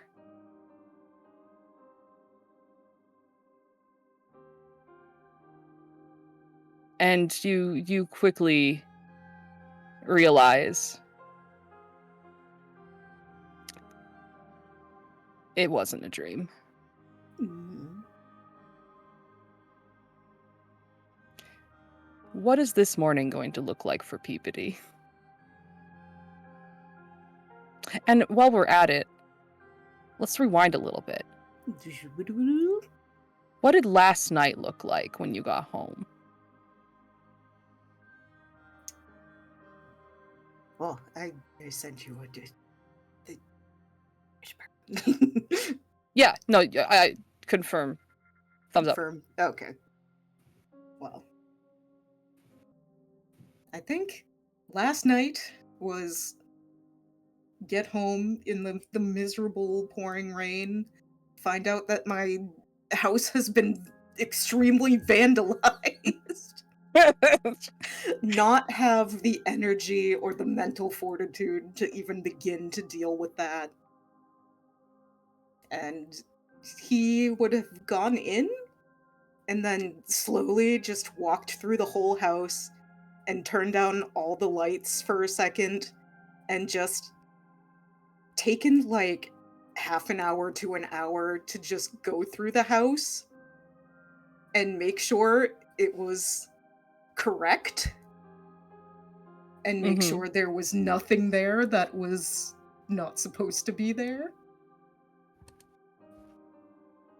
And then eventually, when no horrible things happened, would have slowly shut down the house for the night, gone to bed, and probably slept a few hours of just like completely dead sleep, and then woke up and had terrible sleep the rest of the night.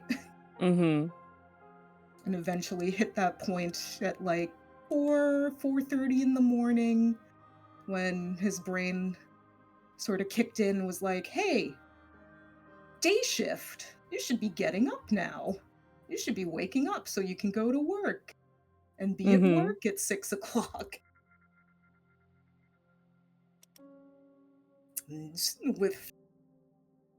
Without really anything else to do, and probably not wanting to dwell significantly on the oddity of what his life has been like for the past day. Has it been the past couple days? What? Who knows? It's been very strange. He will get up and make himself a breakfast. You do so. And to some amount of relief, the contents of your fridge are the same. And so, at the very least, you have the means of cooking something you are familiar with and you know. This, at least I know what is happening. This, at least, is it is really weird that I remember it exactly as I left it on Friday when I went to go to the mall to pick up a wrench. Mhm. It's familiar in the way that someone who knows their house knows that things haven't changed that they can Mhm. perceive. Just like he forgot to put away a coffee mug before he walked out the door last night, and it's still there on the counter, and he's like, Yep. okay. He picks it up and he walks over to the sink. He's gonna empty it out, rinse it out, and then reuse it for this morning's coffee. You do so. You make the coffee and you have it. What? How does Peabody take his coffee? Black, 1 sugar, no cream. It is as stated. It shall be done. And as you stand with your coffee cup, did you have any music or anything playing, or did you work in silence? Oh, when he was walking through the house last night, I don't think he would have turned any music on, no. And this morning? This morning, he's going to turn the TV on and flip to the local news. Okay. And flipping to the local news, you find that let's just say, looking through the local news, you are able to get some of the original rundown that everyone else got, and that being, there seems to be currently a segment talking about the health of the Coho River and its many, many aquatic inhabitants. And there seems to be that they have someone on the scene, and by that means they're by the bank of the river, and they're talking with one of the local residents, and they ask, sir, what have you noticed today? What can you tell us about the river? And they talk about how it's just a staple. It's always been this way in Hungry Hollow. It makes for good fishing around this time of year, but it doesn't ever quite freeze over. It's a bit too big and too fast moving for that. It's not great swimming, except if you go about 10 miles north, where there's a little bit of a thinning of it. That's a little better. Otherwise, usually folks are going to want to go to the local pool at the recreation center, and so on and so forth. Just a general interview, and from that you can gather that the town you are in seems to be called Hungry Hollow. Yep. While that's playing in the background, he would have put down his coffee cup on the counter and dug through the junk drawer beside the fridge and got a pad of paper and started writing down location names, the Coho River and Hungry Hollow. Yep. You get Coho River, you get Hungry Hollow, there's mention of the recreation center, and so you hear about that, and when that's talked about, you see a building with rainbows on the outside and a large, almost square shape, and from that, let me go ahead and check where it is so I can make sure I give you the right details here.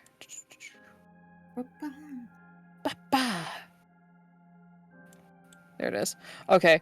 And from that, you can see in the picture of it, in the background, that looks like the mall. Okay, that looks like the mall. So...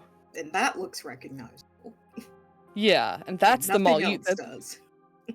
So you can kind of triangulate, okay, this rec center is near the mall. It looks like it's a little bit ways north.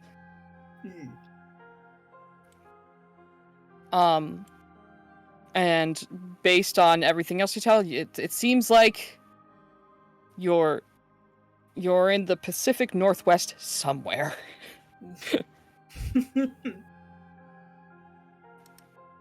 You wait for a while to see if you get a state, and you don't. You're not that lucky.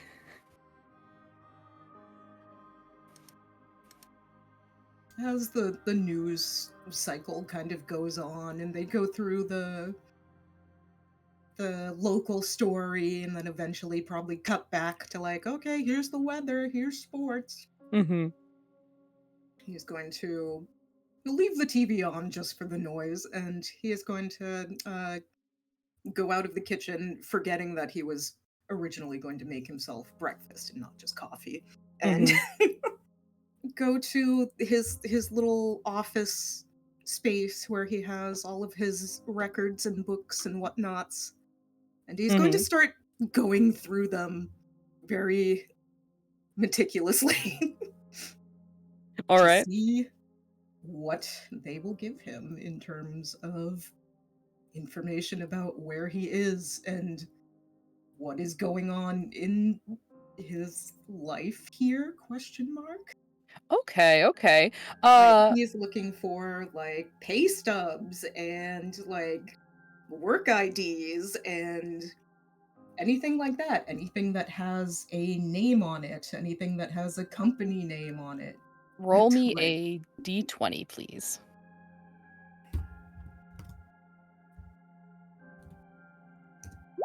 That is an 18.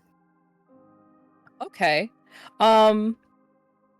You are going through your things to see if you can find something that can give you some semblance of where to even start. And from that, you pull out a key. And it seems like a house key, and engraved into it is the letter G.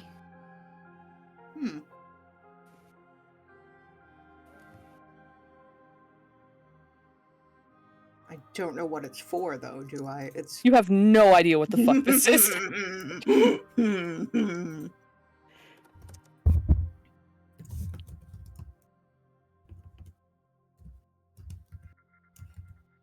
He will pocket that, and he's going to keep looking through whatever records he has. If he can find a map, he will start looking for the Coho River in Hungry Hollow on a map in the northwest. If he can find like an almanac or anything like that, anything that To get an idea of where the hell he is. where the hell he is, anything go- that has like local significance. Like, does he have any, who knows, local sports memorabilia or anything? Okay, go ahead and roll. We'll do a control for this. Okay.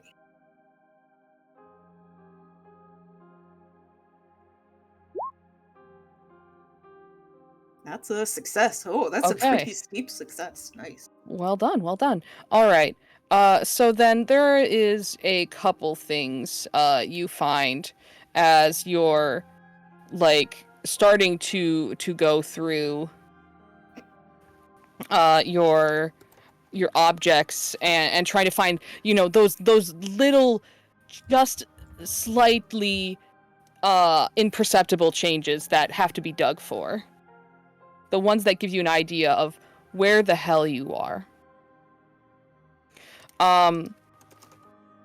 And as you're doing that, one thing you find is you find a number, and it has work put next to it. And what else do I want to give you? That was a good success. So I want to feed you for your success. You look up to see, okay, Coho River. Where is the Coho River? And looking through it and using those leads and books that you had and are still the same in content,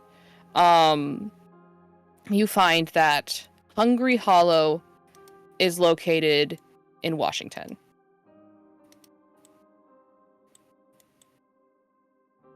Which is a far fucking cry from where you recall being in Oregon. Not too far of a cry, though.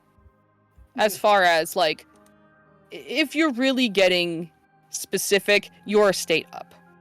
Mm-hmm.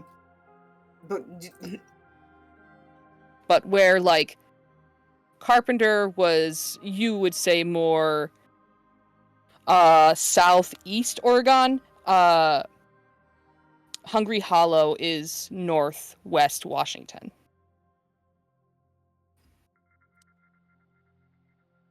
So it's a big gap. It is a weird big gap.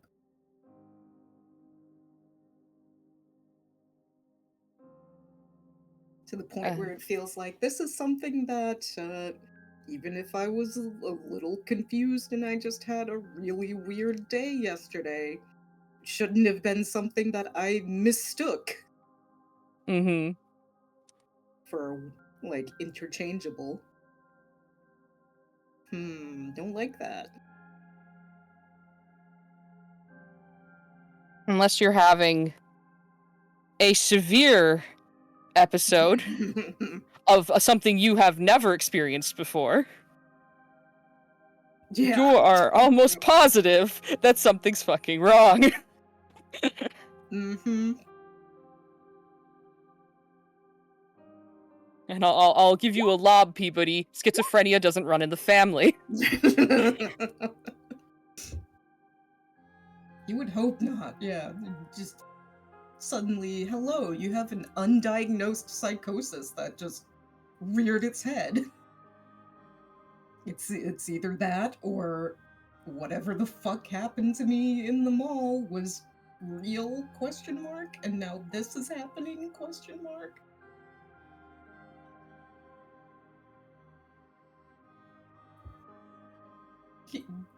He is gonna set that aside to think about later, because right now it's a little much. And he is going to go find a phone book and he's going to look up the work number.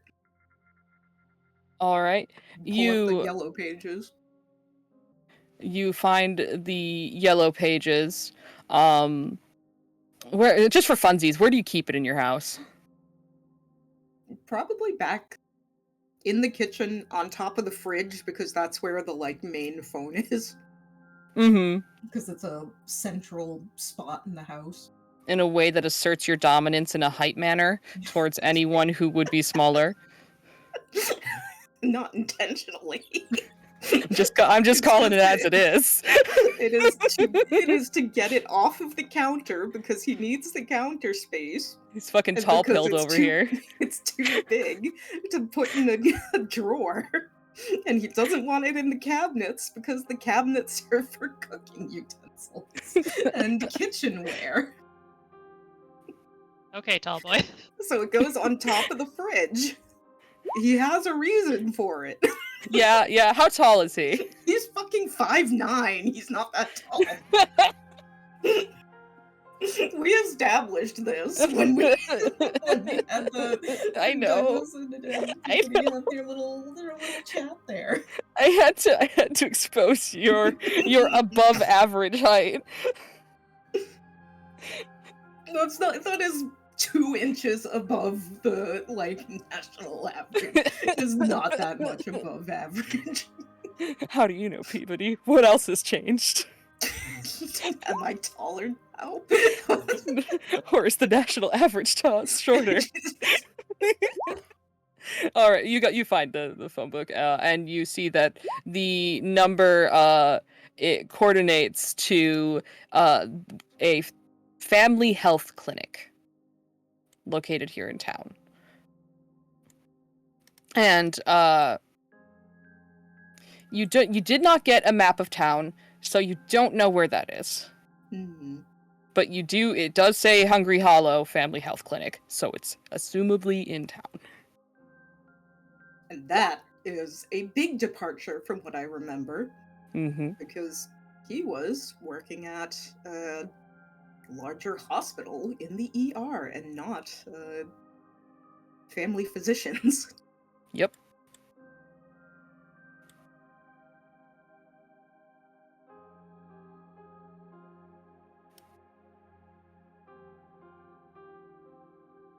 How's he doing? What's he up to? Not great.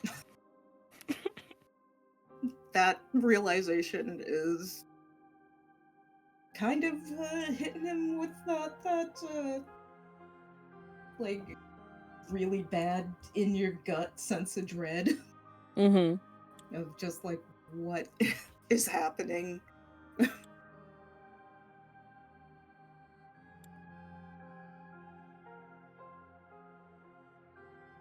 And I would say it's around that time that you get a knock on your door.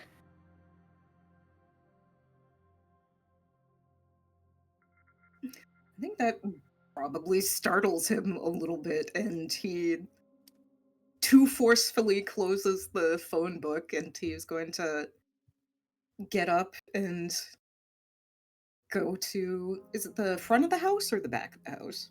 Because I don't have a fucking porch. How are they knocking? I'm assuming it's the front of the house because I always imagined the porch was a back porch. Correct me if I'm Okay. wrong. Yeah, it was supposed to be a back deck, but Okay, just yeah. No, don't worry. Your okay. front door is still accessible. Otherwise, it'd be like that would have made a whole new complication when you got home in the middle of the Which would have rain. been really fucking funny. I have to crawl in the window, or I have to go unlock the back door.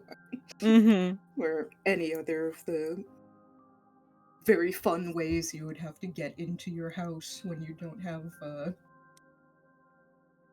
fun electronics to help you out. At any rate, when you live in the yeah. past. When you live in the past, in the 90s. He's gonna head to the front hall, and then he will divert to the living room that is off to the side and he's gonna try and look out the window nearby to see if he can recognize whoever is out there, because it's fucking ass early in the morning. Or What time is it? It was probably 4 to 4:30 when he gave up on trying to get back to sleep. So you've probably been shuffling for a couple hours here. Okay. To find things. I would put it at, we'll say it's around 7 when you get the knock. Okay. That is not unheard of. That is a reasonable hour. But he will go check out the window to see if he recognizes this person. You see it appears to be a young man standing there. He has a blue framed glasses and brown hair and a what looks to be a comfortable sweater on, and he's holding something in his hand. No, you have no idea who this is. I'm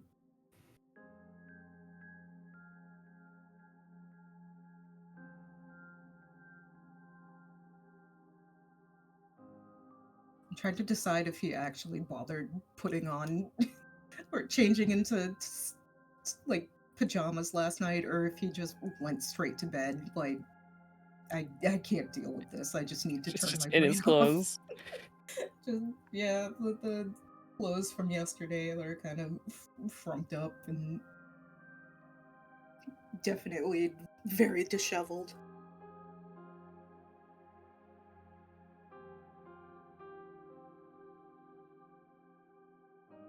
He will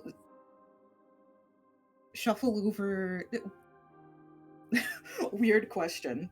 Do I have a storm door? What is a storm door?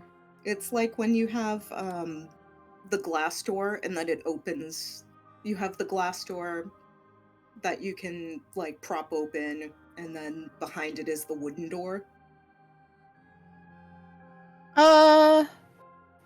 Sure. Yeah, you can have one. I'll allow it. Essentially, I'm like, how much of a barrier do I have between myself and this person? There's a storm door between. Sure. He will open the main house door and leave the storm door shut for the time being. Okay. And kind of just he will look out and give a confused hello. Good morning. This is residents of, and he seems to check a list. Dr. Peabody, right? Can I ask what this is for? He holds up a piece of mail and he says, running deliveries. You frown slightly and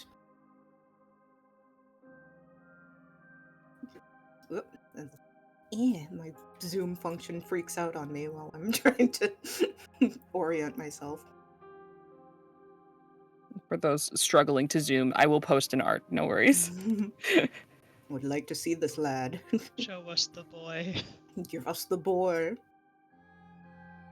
There you go. Oh, what a lovely lad. He looks so approachable. This friendly little fella. Arthur the aardvark looking ass. Oh my god, shut up. Damn. Oh my Wow. God, did you base him on that? No, it was purely coincidence. That's hilarious. Beautiful, thank you, Bree. So he kind of frowns and he squints and he will indicate for how close is he standing, because the storm doors open outwards. He's a reasonable distance away, and when he seems to see you look down at the handle of the storm door, he takes another step back to make sure you have ample room to open it. Good.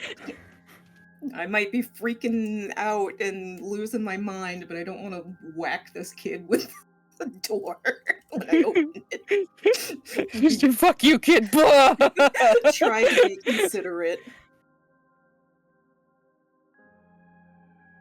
He will open the door and hold out a hand. He hands it to you. On behalf of Springsteel News, they are reaching out to a select few individuals in town for potential interviews. Like that is an audible, like, deep breath he takes when he hears that. Huh. Hand delivering them. Really? Well, the post office closed down.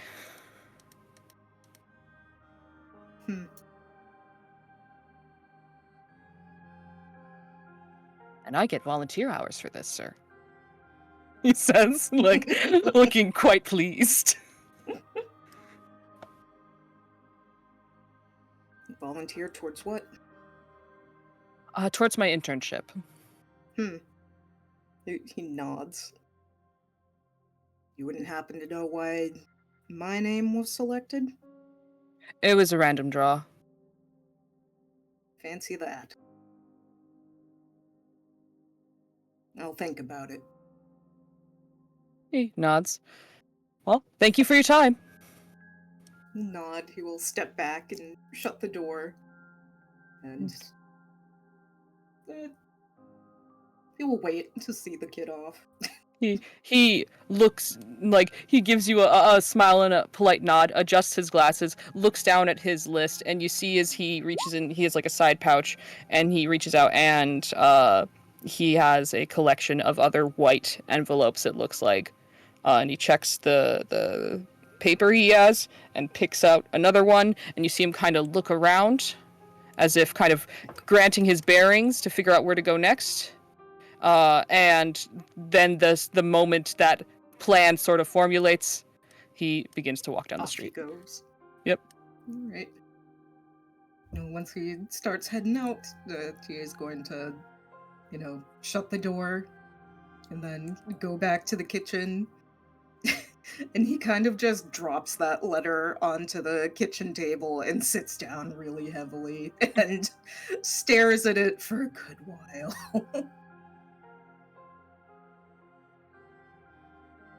And just double checking quick. We try and end closer to around 10:30, right? 10:30?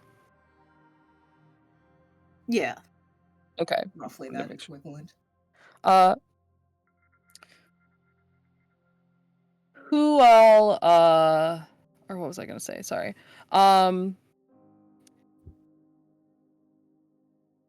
Everyone completes their morning rituals as we zoom out a bit.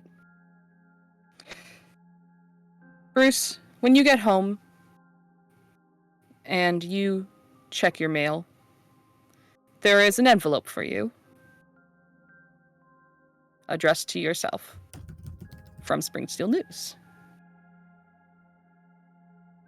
Hun, after you return from seeing Vic, your mother is happy to inform you that a nice young boy stopped by. That Vaughn fellow. And she will hand you a little piece of mail that was left for you from Springsteel News. Was just sudden that you'd read it. Mm-hmm. Isaac, you are in the middle of helping your son turn a bundle of sticks into a round bundle of sticks with a knife. A reasonable thing to do, yep. A reasonable thing to do. And there was a knock. It was not heard over the intense metal sounds. We'll And get so- it eventually. And so you end up getting the letter, just a little later than intended. Missed the whole And bit. and Ren. Later in the day, you get a call on your home phone. And picking it up, you hear the familiar, casual yet confident tone of Vaughn. And he says, by chance, Ren, would you be seeing any of your usual suspects today, Ashley, or any of that group? Maybe. What's the occasion? The occasion is you live on the outskirts of town, and I don't want to walk that far, to be honest with you, and I have mail for you. So I'll leave it with them if you'll see them. But if not, I can make the trip. Leave it with Ashley. Will do. And you hear the sound of like a pen checking against paper. All right, well, you have a good weekend. Yeah, thanks. Mm-hmm. And he will hang up. He just rolls his eyes. And then we will say not an hour later or so. You get a call, and it's still pretty early in the morning, but you get a call from Ashley. It's just like, what the fuck is this? Vaughn came to my house and gave me a letter. What is this? What's it addressed to you? I don't know. He didn't tell me what it was. Oh, do you want me to, like, read it? I mean, we're gonna meet up later. I can just pick it up when we meet up. Your call. What if it's important? Then he would have hand delivered it to me. Would he? No. I'll come bring it over. It's He can fine. wait. He can I need an wait. excuse to get out. Alright, fair enough. Besides, maybe that means you can get out of the house earlier than fucking 6. She says as she hangs up.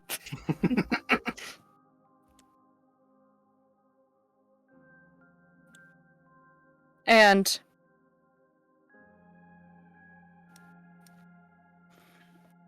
within time, you would get a knock on your door that your father answers. Oh God. And you can hear as the familiar voice of Ashley goes up a couple decimals, and she's like, "Oh, hello, Mr. Hellings. How are you today?" As she snaps into "I'm a good girl" mode. I'm not a bad influence, sir.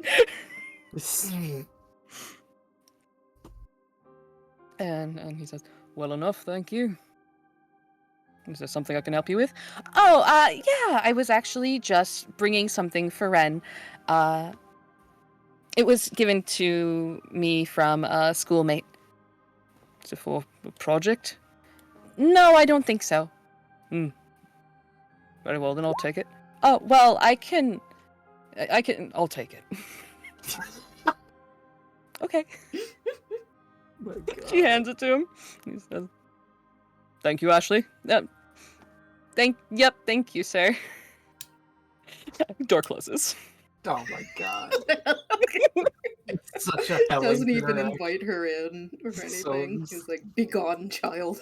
Be gone, bad influence. Such a fucking Hellings move. Jesus Christ. And you hear the sounds of your father's footsteps approaching, and coming up the stairs, and he says, "There's a letter for you." He puts it by your door. Okay, thanks. "You're welcome." There's a moment of quiet. Okay, he's moving now. He, he, he, he also pauses for a second because he was expecting Ashley to be here too. And then after a second, he realizes she's not here. He's just like, whatever, opens the door, grabs the letter. And everyone has it. And I imagine, do you all open it? Is there anyone who doesn't?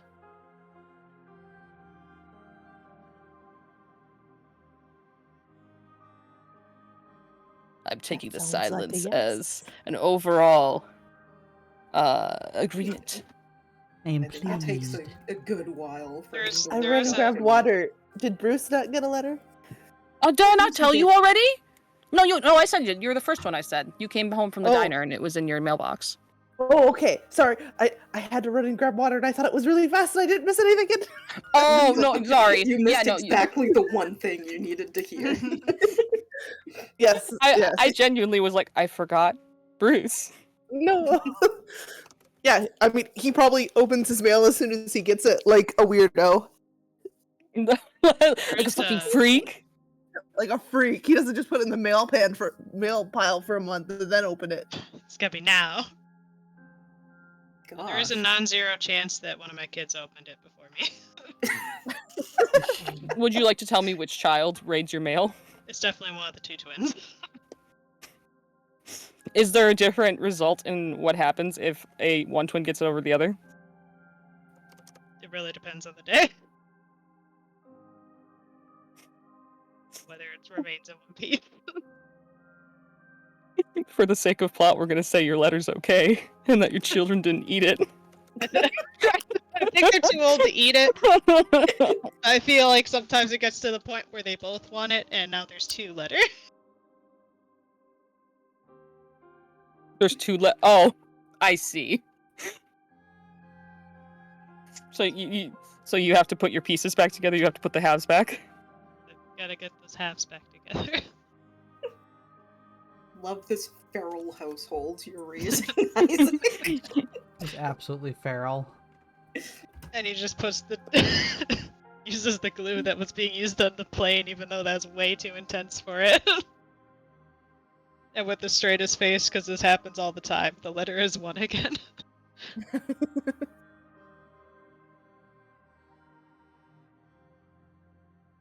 And you all open it, and it reads as follows. Good morning. Thank you for taking your time to read this letter. Springsteel's News formally invites you to an interview at the news station later today at 1 p.m. concerning the upcoming baby shower. Please feel free to attend at your leisure. Those that do, will be thanked for their assistance with a lunch and pizza. And at the bottom, it is a number that you can call if you have any questions, and a signature. Do I know? I would know. I would vaguely know who it's like the name and stuff, right? Sounds small. Yeah. Do you mean like, do you recognize the signature? Both, I guess. Yeah, you know Spring Steel News. You know that's the local news station. They handle general, like, news as well as the Journal. Mm-hmm. They're pretty on top of the pulse as far as what's going on in this little town, and occasionally what's going on outside of town. And a baby shower that he wasn't aware of being, like, previously? You have heard whispers Okay. of the baby shower. And this goes for everyone. Sans, you know who. You've heard whispers of an event happening. And I believe one of you, was it Tomo, that knew it was a baby shower? One of you Yes. got a rumor that told you what it was. Yes. It was me. I have it in my Then notes. Or the rest of you would not be in full know of what's going on, as far as what it goes. You do know generally when events happen, they are pretty inclusive. Like town small inclusive. A good portion of town inclusive, Okay. generally. So there's been a smattering of events in the past that Hun has been invited to as well. Absolutely. Okay. The rec center gets good use. Nice. And so you have no idea who, baby shower, whose, don't know. Is it abnormal for either an invite or something concerning an event you had no idea about previously to show up? Not really. The letter would warrant Hun reading it, and then him, doing like a sniff, and then It smells fresh. well, he's not smelling it, just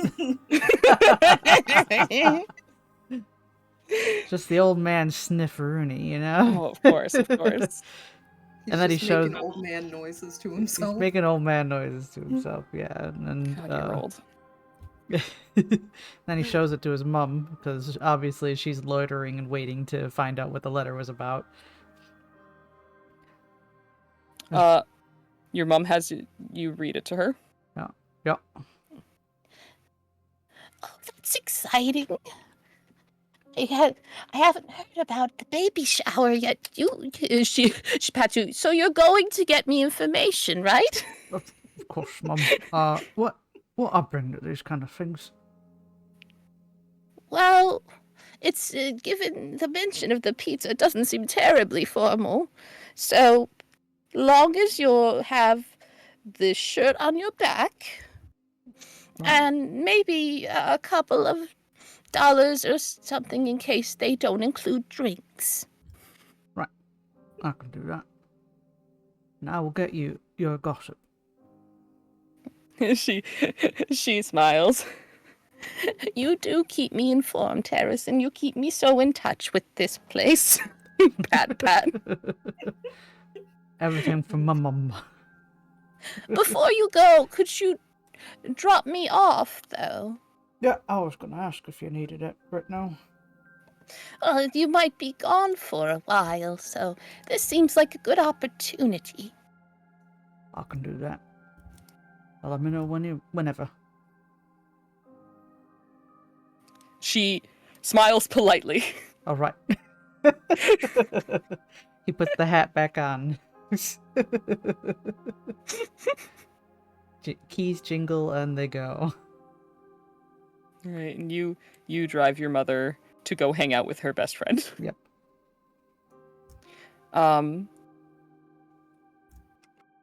The rest of you, we are going to be ending session here as a nice little a stinger, if you will. Hey. Mhm. Hey, Bree, what's that signature? Mm-hmm. What's the signature? Hey, Bree, what's the name on the letter? Ray! Right. Bree. I'm sorry, the tone is really good. I was kidding there. I was just letting you guys know we were wrapping up, like, as a heads up. I wasn't just gonna be like, fuck you guys. Oh, Cliffhanger. God, that's funny. No, it's, it is a signature in the way that, like, some signatures you're like, what the fuck is that? But it's one that it's, like, purposely legible. And it can be recognized as a Douglas Gray. Ooh. So now, does Peabody have a breakdown? Your Buddy, little you break it giggles down over yet? there. Your little giggles over there. What are you waiting for? I don't know, a breakdown or something amazing, I guess. How you feeling, Peabody? How you feeling? Everyone's just shaking Peabody for his Rattle secrets. this man. Are Trying to you fucking hold crying it yet? together. I like that I don't even need to GM. Like, my players will rattle you for me. He's fucking holding it together. He's having a time, but it hasn't manifested yet. Break. Break, break! That's funny. He does kind of just drop the letter and stare off at his kitchen table for a little while and kind of just drum the heel of his shoe into the floor for a bit before, while he considers what he's going to do. And that's all you get. You'll find out Aw. later. And we do one last Passover of everyone as they read their respective letters. Isaac holding two halves next to each other. The middle of the letter, luckily it was a short one, so nothing was obscured. Tomo in his bedroom upstairs, aware of any sounds of movement below. Hun, in the car on his way to the trailer park before diverting in order to complete a necessary quest from his mother. Yep, it's not optional.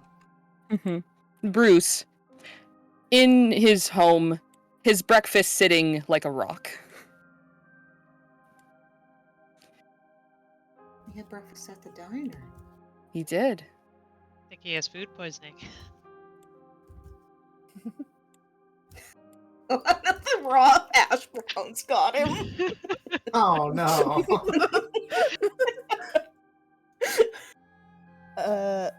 No, Bruce is gonna probably have to get a little dress, put on some nice clothes and go. And what does everyone else say? Hmm?